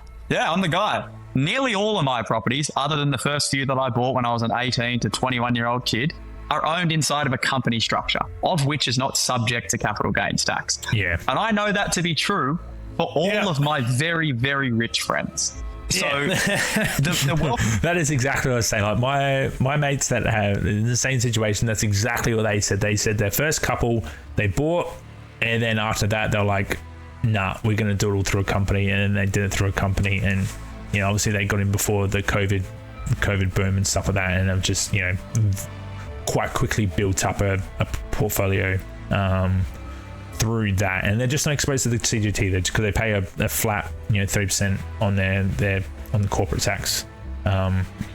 So it's not going to hit the one. I forgot what the numbers were, but it was something like of the the portion of people that have an investment property. I think 80% of them are your mums and dads who are going to have maybe one, maybe two investment properties, and then the remaining are going to be towards the top tier sort of investors, right? Which are similar to Jack here, and I feel like they're all going to have through a company structure, something like that. So I feel like these CGT things aren't going to affect those people. They're only going to affect the people that have them as a part of their individual sort of allocation. I have an investment property, and that is going to affect me in terms of when I sell that place. And then negative gearing isn't going to affect because of the whole grandfathering thing. If all this ends up going through Parliament too, by the way, because there might be some minor changes, but like it's going to affect. Like the reason why I did that was. For starters, like I was living there, then I moved to my wife's place. So it's not like I was sitting there, I was like, oh, hey, like, how am I going to blah, blah, blah, blah, like I'm going to do this. It was like, it just happened that I had a place, she had a place. I moved out of mine and just rented it out like as a, like, it wasn't like a tool I was going to be like, oh, I'm going to go generate some wealth. It was like, I needed a place to live, and that's, it was just a 2-bedroom unit. Blah, blah, like, anyway, so like that's how I feel like some people like myself get into owning that extra property is through that sort of thingo. Those, like, these are the people that it's going to affect the most. So I feel like, for Jack, he's probably just going to be like, yeah, that's all right. Like, when you're not going to be addressing the key issue, which is, maybe it is that, but like, you're not going to see people who are in the cohort of like myself, and I've got some other friends that are in the same, where both of them have a property and one moves into the other. Then they just have one, which they might pass down to their kids one day, blah, blah, blah. But like, in terms of actually going out, like I'm not out there trying to compete with new first homeowners to say, hey, I want to buy this and this. So there's going to be a small cohort of people that this is going to affect. I think the negative gearing thing is going to be the thing that kind of, makes people maybe not go for that extra investment property because they can't negative gear. That's my take on it.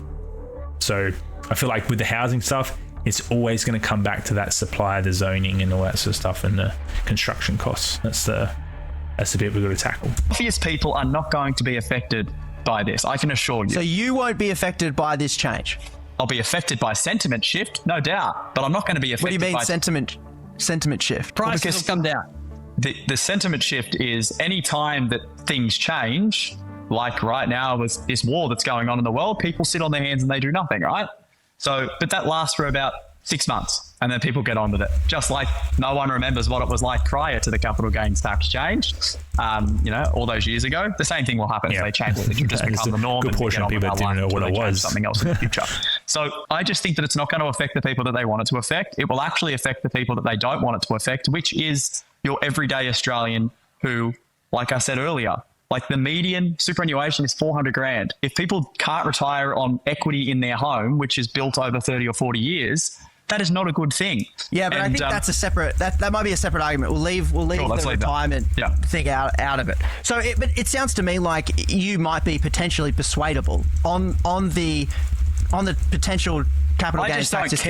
I just don't care. That's the thing. Like the same as negative gearing. Negative gearing only affects people that own property in their personal name, which for a rich person is not true because there's risk in owning assets in your personal name. So you don't care because it doesn't impact you, or you don't care because you don't care about housing becoming more affordable for Australians? I am the person. I'm the enemy. That's what I'm trying to get at. I'm the enemy. But you've kind of said you're not. Exactly. But what I'm saying is they just don't.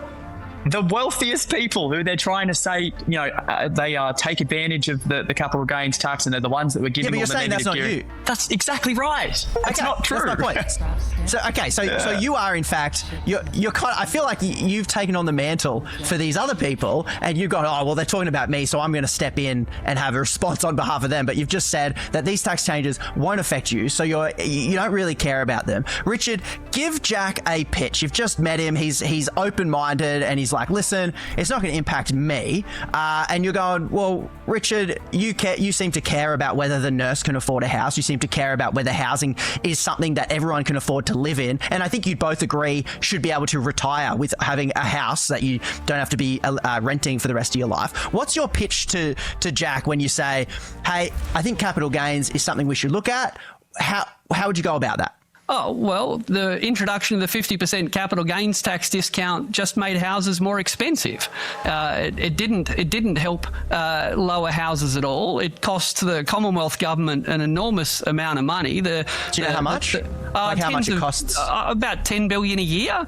According to Treasury. So I'll post it in the comments later. So it's expensive. So it's expensive. It led to higher house prices, and even people like Jack who are rich and own lots of houses don't care about it. So fantastic. If rich people don't mind if we fix it, if it will lower house prices, and we'll get lots of money to spend on other things. We haven't even talked today about the old-fashioned idea that the Liberals used to support, and pretty much every country in the world does more of than us, which is actually build housing and rent it to people. Like we have the Defence Housing Authority that builds houses and rents it out to soldiers. We're spending a fortune building houses in Perth to rent them out to the American nuclear submariners.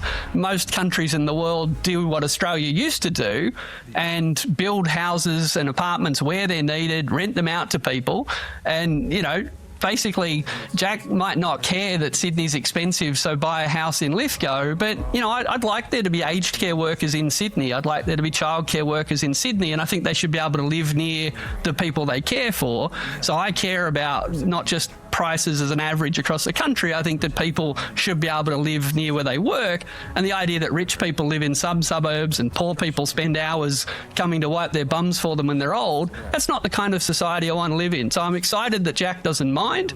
I'm excited that we could raise a lot of money, and I'm excited that house prices will likely come down as a result. So let's do it. Maybe we can agree potentially on what a housing building solution looks like just after this. But Jack, when you hear that pitch that goes, it's cheaper, we're going to save $10 billion a year, how awesome's that? It's going to bring down house prices, how awesome's that? It might improve the ability for people to buy it, and it doesn't affect you, as you've just said. How's that? That sounds like a pretty good pitch. Are you on board with that? Okay. I think there's lots of other things that can be done, right? The good thing with But is that the only reason? Like, let's isolate that and go, does that still not sort of swing you on the capital gains on housing sort of situation? It's not going to change anything. No, but Richard just said, I genuinely think if what's Richard's saying is true, because like you're skeptical about that, but if it changed all that, would that then get you on board? Because it sounds like you're saying, it won't change anything, so you're a bit nihilistic about it. But if by some miracle Richard was right and it did happen, would that sound good to you? Yeah, I mean, look, if a nurse can afford to buy a property in Coogee in the future, then like that's great. But sounds good. That's not going to happen. So we can put. So I think this is a good spot to put the flag in the sand and say, if Jim Chalmers does something, and if by some miracle they do something about the capital gains tax, Richard is saying that this will change things put houses in a more affordable direction for the average nurse. And so you've kind of both put your position on, here's what we think will happen. So we'll get to revisit this and go, whose punt was correct on this sort of thing. So let's land, because I know you got to go, and I really appreciate you guys taking the time to kind of. It's not going to have if it does have an effect, the Treasury has already said that it's not going to decrease house prices, it's just going to slow the rate at which they're going up, right? If we take the word of the government, of the Treasury on that, people are going to be in the exact same position overall in terms of house prices, due to like the grandfathering and stuff like that.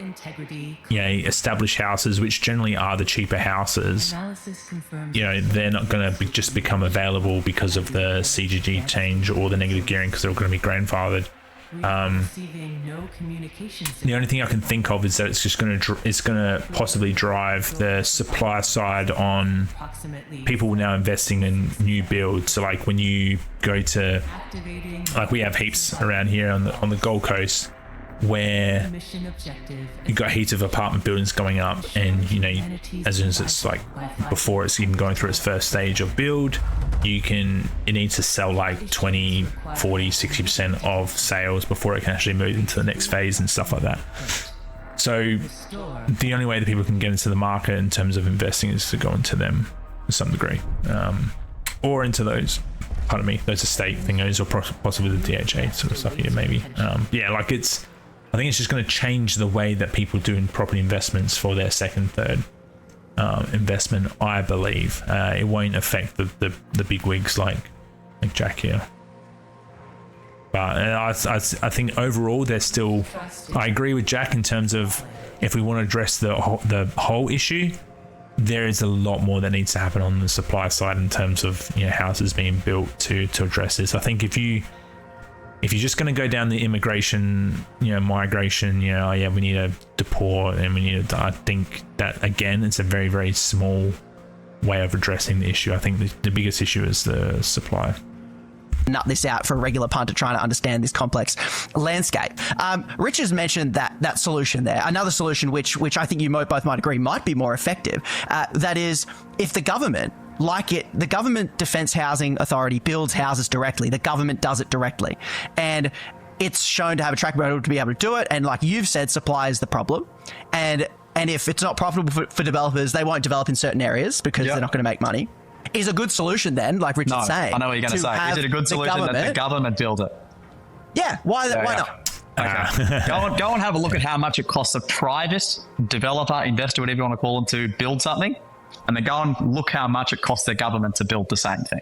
You think the government sucks? Do that. They suck at building shit, and everyone, being us as humans in this society, take advantage of it.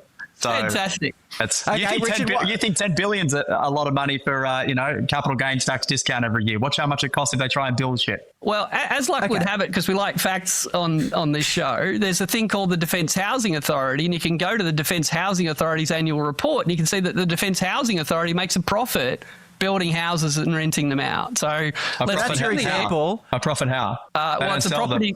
They do sell them. So who do they sell them to? Humans. You might actually see ads for them. Let's remember the government develops and sells them to for property investors to Jack, buy the remember defence you're the- houses. Hang on. Remember, you're the explain it, expert on Richard. everything. Yeah, and that's This is something that I was going to look into with one of my first bases. Not as one of my first bases, but when early in my career, talking to defence people, I learned about the DHA, and that you could buy in like a certain estates and stuff like that. They have like defence estates sort of thing, and it's for defence housing. This was to support the Edinburgh RAF base in Adelaide, their upgrades and stuff like that, and blah blah blah blah. And yeah, you could invest in the place, and you're guaranteed a rent, and it was going to pay off the loan, and blah blah blah. It was a good way to make money, and I felt like that was a pretty profitable thing that kind of addressed the need for military. So I wonder how. And that was like a publicly run, like it's run by. I'm pretty sure it's I don't know if those were passed down to state, or if it was at a federal level because it was military. I'm not too sure, but yeah, I'm pretty sure that is a success story for government funding housing as well. No jabs, Richard. No jabs. Explain it.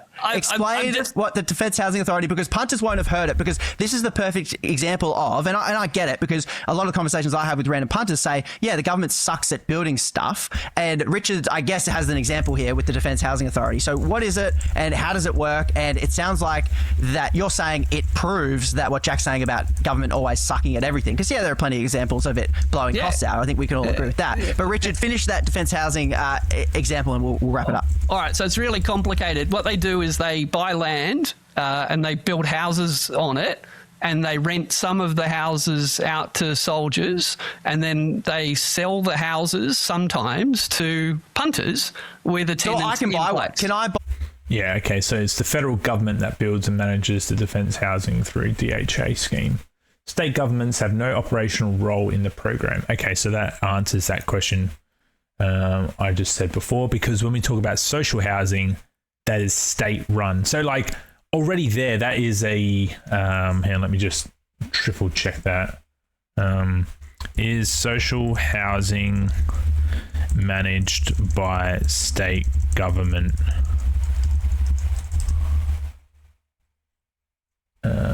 Yes, social housing in Australia is primarily managed by state and territorial governments, though it is increasingly delivered in partnership with non-profit community house providers. Okay. So no federal government involvement, just to sort of that is a common misconception. Oh, okay. All right. So there you go. The federal government is heavily involved, just not in the day-to-day operations. While the state government physically run the properties, choose tenants, and manage the wait list, the federal government acts as the banker and chief policy coordinator. Major funding blocks. Okay, all right, I'm learning something here. And it's a little bit off topic. State budgets rely heavily on federal cash injections under the social housing homelessness. The federal government provides roughly $1.8 billion every single year directly to states and territories, specifically to keep social housing services running. Build a new supply. The federal government directly funds the construction of new social housing through the massive capital initiatives. The HAF, a $10 billion investment fund managed by the federal government agencies, Housing Australia, designed to finance 20,000 new social homes. Okay. All right, so when we come back up here, where do we go here? So state governments own and directly manage the public housing. They handle the applications. Community housing providers manage the community housing, provides overarching funding. Okay, so there's a reason why social housing, the reason why social housing is so shite now, because of funding, or is it because of the? Okay, is the reason why social housing in Australia has been declining over the past few decades due to federal funding or state management? The long-term decline of social housing in Australia is not caused by one tier of government alone, but rather a structural failure between both federal funding cuts and state management choices. Over the last few decades, social housing structure for lower income workers down to strictly rationed crisis service. Economists and housing experts from organisations like Grattan Institute and Australian Housing and Urban Research Institute attribute the systematic decline to specific failures in both levels. Federal funding starving the capital fund. The primary driver of physical shortage of new homes is decade retreat. Okay. 96 policy shift, decade, we covered this before, around the privatisation, preference of rent assisting. So the federal government has pivoted towards expanding the CRA, pumping money into private marketing subsidies rather than constructing brick mortar government. Okay. Yes, that's like your rent assist programs and things like that. The death spiral operational management, forcing federal support. Okay, tightening eligibility criteria, the operational revenue collapse, neglected maintenance health. Okay. All right, so it's a combined thing. Back to DHA scheme. So federal government. Okay, DHA corporation. All right. Okay. Buy a house from the Defence Housing Authority. You should look into it, Jack. There's good money to be made. How do I do that? I know how the DHA works very, very well. What I want to know is publish the profitability data that you just mentioned. They do. Okay, so what's the profit? Show me. Wow, I love this approach to knowledge. There's a thing called the internet. This is good. Very well. I don't know if you noticed, Jack, but we're live doing this right now. But if you bung in Defence Housing Authority annual report into Google, you can find it. It's really hard.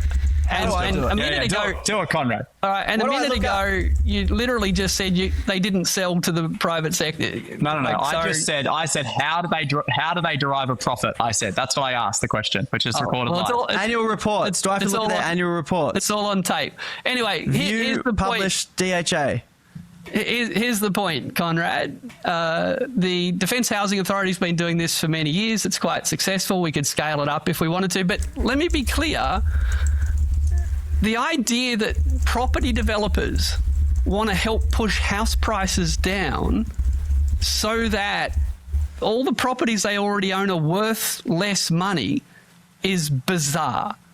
Now, I don't believe that Jack wants to impoverish himself.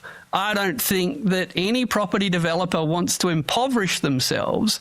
So shouldn't we be a bit cautious about the idea that property developers have got the answer for us on how to make houses cheaper?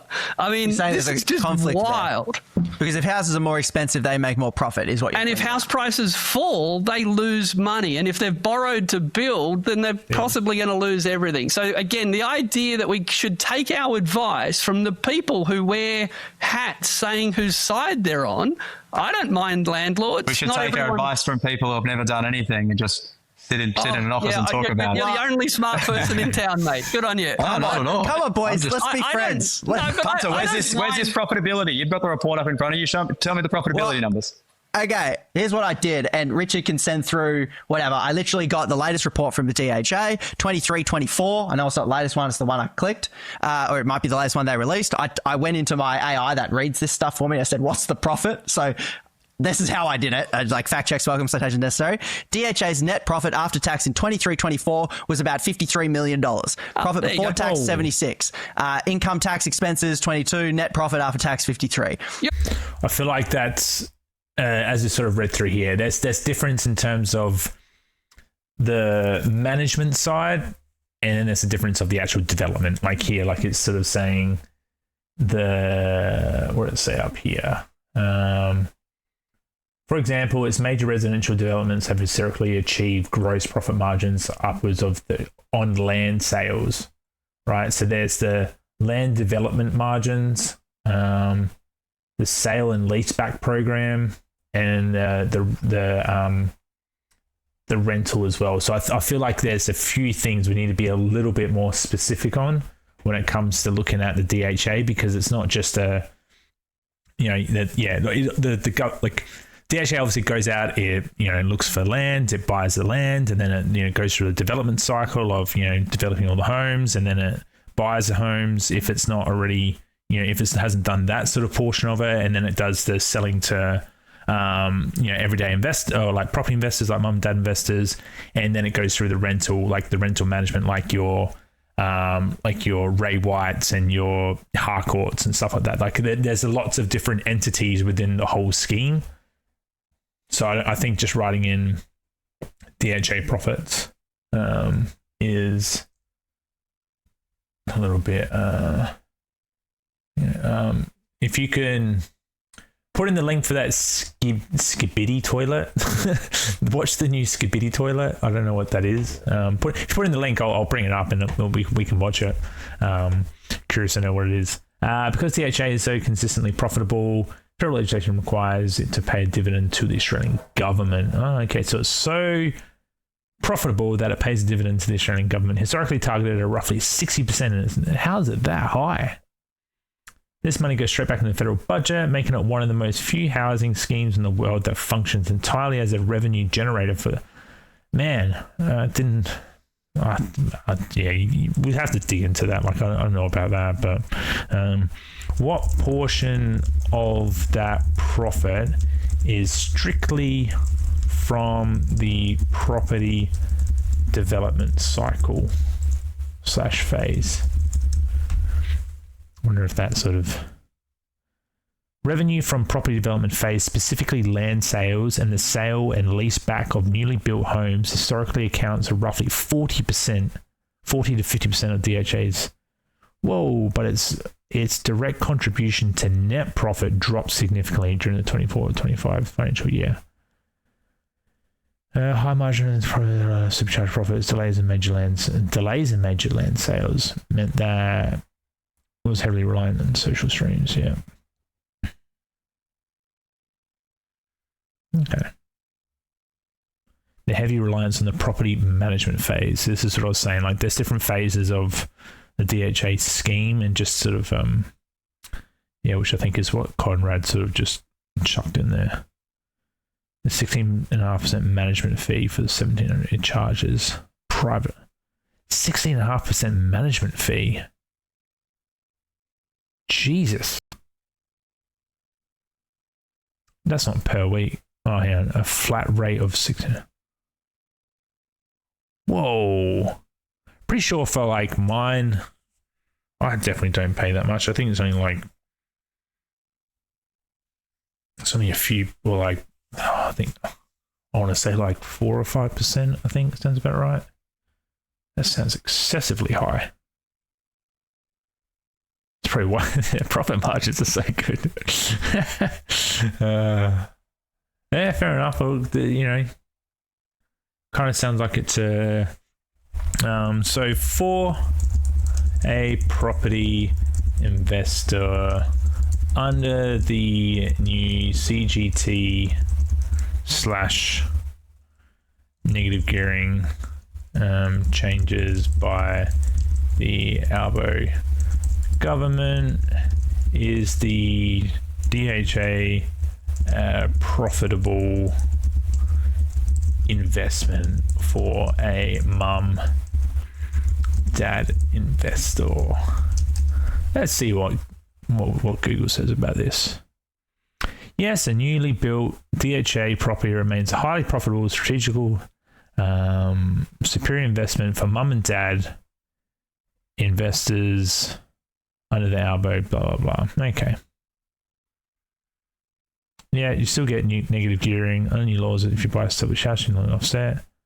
The new build exemption, so you can, negative gear. DHA ed, yeah, okay.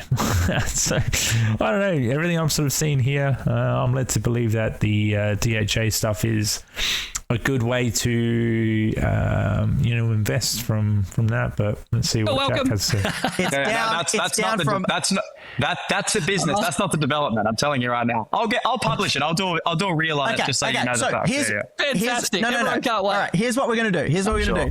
Because this is where often it lands, and I guess I want to like, this is where people, when they have discussions coming from different perspectives, I'm trying to ascertain what are the data points that would shift someone's opinion. So if your opinion, Jack, is that the government can't do anything, can't turn a profit, then Richard's saying, well, actually, I can prove to you that there is something in the government that functions quite well. Hang on. But then please, Conrad, inverse for Richard is the same thing. Just wait. Inverse for Richard. If Jack can prove that the DHA is a massive failure and it's an absolute money suck of resources, those numbers that you just outlined aren't the development numbers. It's a property management company that manages $11 billion worth of real estate. But before we sort of get there. Headlines go out, and it's like they can develop property. That revenue is a property investment. I'm gonna have to go soon, Conrad. Yeah, we gotta go. It's been fascinating. So let me finish. It's been fun. We got to cut this off. But essentially, what I'm going to do to leave it here for punters to go, because this is where we want to land. Who do we get our numbers from? So Jack, sounds like you've got a great explanation as to why this number is profitable and as to why you still think it sucks. Because that's a business. That's not a property development. They're property management numbers. That's fine. 17,000 properties they manage. So Jack's going to send me his data. Richard's going to send me his numbers, and then I will sit down with Punter James, and we will sift through it and try to. I'll be very interested to see if he ends up sending through some stuff that says the DHA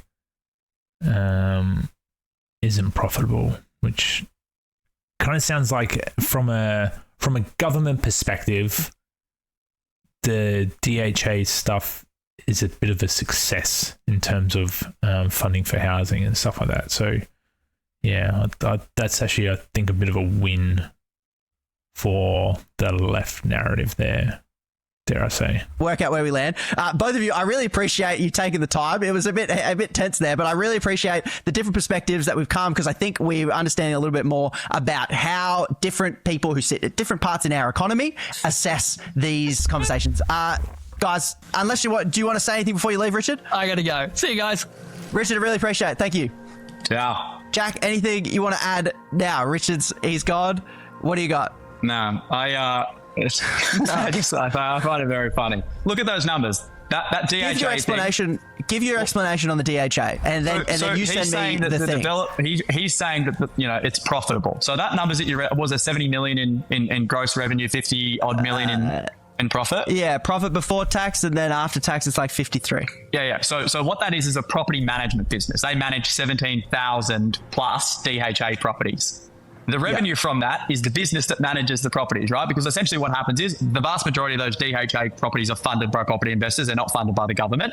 The government puts in the tenants, being the defence, personnel. Yeah, defence people. They a lot of the time guarantee a certain return and a certain yield, and you can only lease them out to DHA people. So the revenue that is derived there of $70 odd million is not property development revenue, because the property development is done by the personal or the private property investor. That revenue is derived from the property management.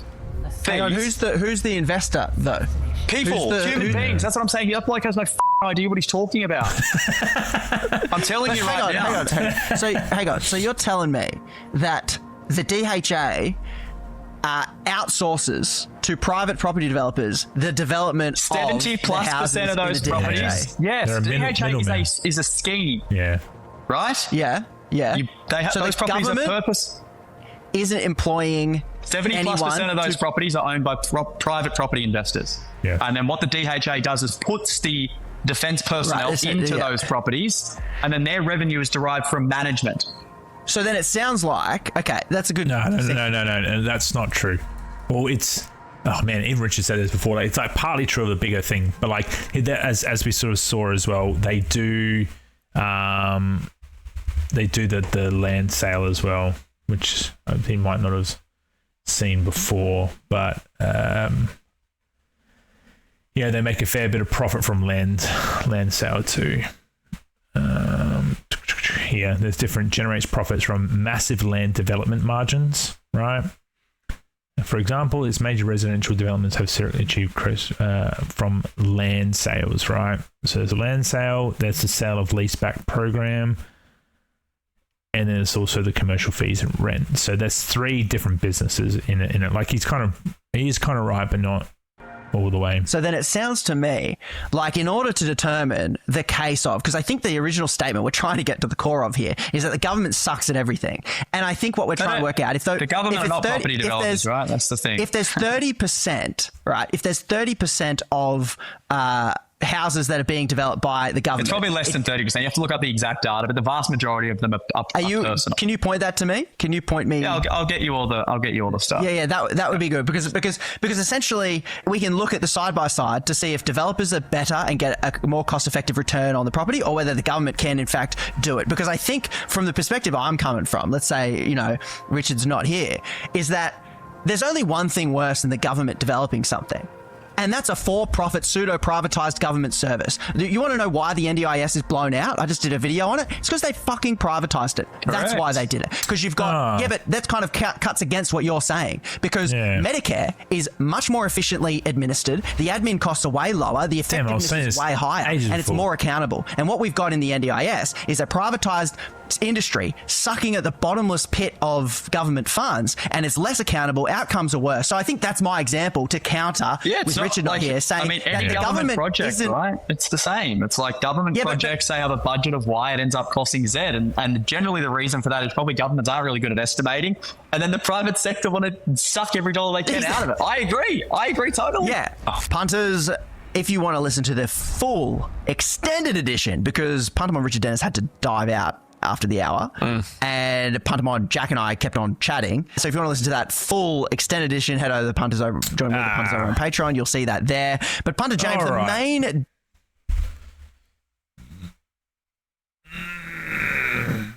All right. Good job.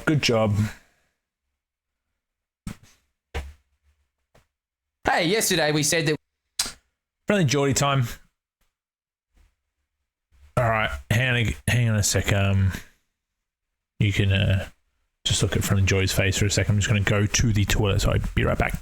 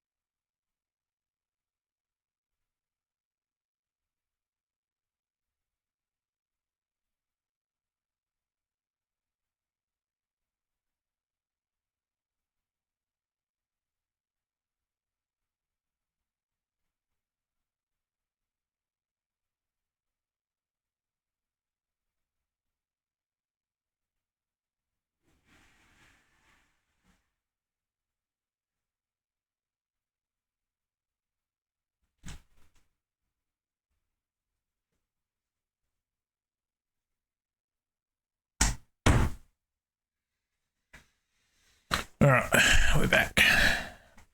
All right, let's do it. We were going to do a best of the press melting down about the budget. And, hey, unlike some governments, we deliver on our promises.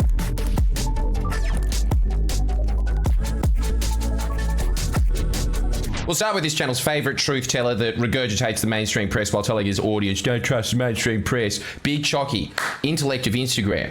What has he got to say on the budget? I'm sure it's enlightening. Oh, man. I don't know. Yeah, let's jump in. Lucky. How you doing, mate? I'm usually agree with the government on most things, but 30% minimum tax rate on capital gains seems a little high. Minimum tax rate? 30% minimum tax rate on capital gains. Are you referring to the stuff on the trust? I think that might be the now, like a family trust, there's a 30% rate, that flat rate that has to happen. Isn't that it? Oh, you're talking about, okay, yeah, no, sorry, just had a brain fart moment. Yeah, so it's going to sort of like the old index scheme kind of thing, yeah. Yeah, like we've been going to this a fair bit. you could abolish it altogether. That's what I think the Greens want to do. But I think like with the CGT thing, reducing the capital gains from 50% down to the 3% plus. I think they're going to do like a bit of a plus, like to account for inflation or whatever, or depending on what it is. Yeah, like I feel like from the shares and your businesses and all that sort of stuff, I feel like, I don't know, like I've kind of said this before, I feel like it should, if they want to just approach it from a property perspective, they should just do the 50%, reducing that just for property, if that's the kind of way they want to disincentivize people from going into the established market. That's my perspective. But hey, that actually could come out of the upper lower house sort of thingo. Average out over. Skipping to what Friendly Joy is about to talk about with Chalky. Holy crap. This stuff is funny as hell.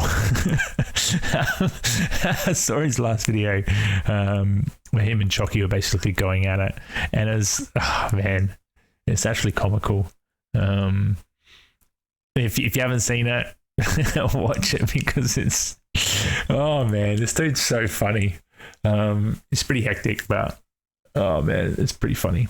For the year, our 3 tax cuts, our instant deduction and the new offset are the equivalent of up to $54 back in the average earner's pocket each week. A whole $54 your family gets back. And you know what, ladies and gentlemen? The best way to deal with this budget is buy some of this. Because it'll probably make it hurt just a little bit less. $54 is really going to help you to fucking make some changes in your life. Yeah, straight off the bat. I don't know if this is true, but I did hear that Mr. Chalky went to an elite private school. It wouldn't surprise me with his views of the world. $54 is a lot of money for people that are on the breadline. $54 is make or break in groceries. It is make or break in petrol. It is make or break in shoes. This is the type of person that's just like, that's not that much money. And it's because, what is he? He's an Instagram influencer that peddles, roid-related substances. Like, he's doing fine in life. That's why he's like, oh, that's nothing. That's absolutely nothing. He's angry because they've just screwed up his investment strategy for the future. Because if there's one thing that I can guarantee you, Big Chalky is not going to be making big investments, is he? He's going to be making dumbass investments like, I buy a house, I own this cave now, this is my cave. When everything is getting more expensive. Now, to add the insult to the... Yeah, and again, who are you constantly spooking again, Chalky? One Nation? The ones... This is what we were sort of saying in the...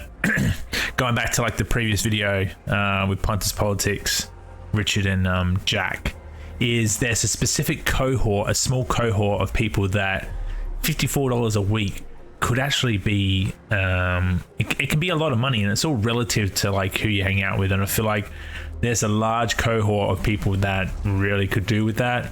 And again, like the whole changes with the CGT and negative gearing is to try and influence future sales and influence future investments in towards supply.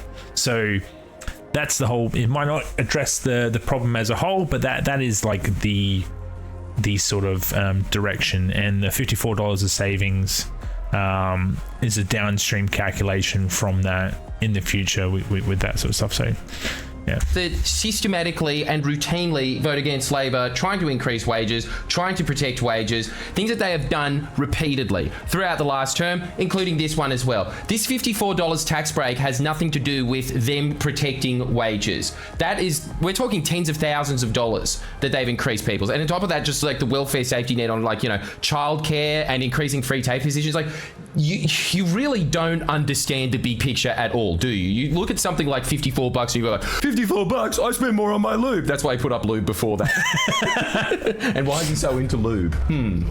The closet homosexual theory thickens. Injury, they fucking lied about everything as we fucking expected. Yes. Dude, it's kind of just like a one-way argument that you hear when you're in an apartment with the ethnic couple upstairs being like, you do this all the time. It's the same. It's that. He's just yelling into a camera. Like, who wants that? What are you like? This reminds me of my childhood. But don't be distracted by the budget. Because guess what they're doing at the same time? They're trying to push this ASIO bill through. That bill that says, if ASIO come and get you, you can't have a lawyer. If ASIO come and get you, you can't tell people that they got you. Oh, Chalkster. Come on. Go into depth on that one, mate. Please enlighten us about the ASIO bill. Say anything longer than a sentence. I dare you. Come on. At least do that. Are you capable? It's always the challenge.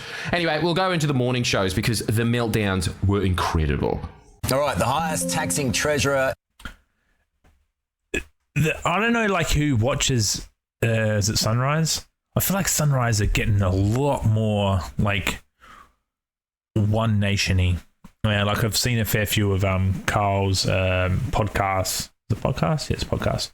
And, man, I feel like he froths on One Nation. I didn't think it was actually going to happen when he first started, but I feel like his podcast in combination with what's that other dude's one? Two Worlds Collide. Even Shelley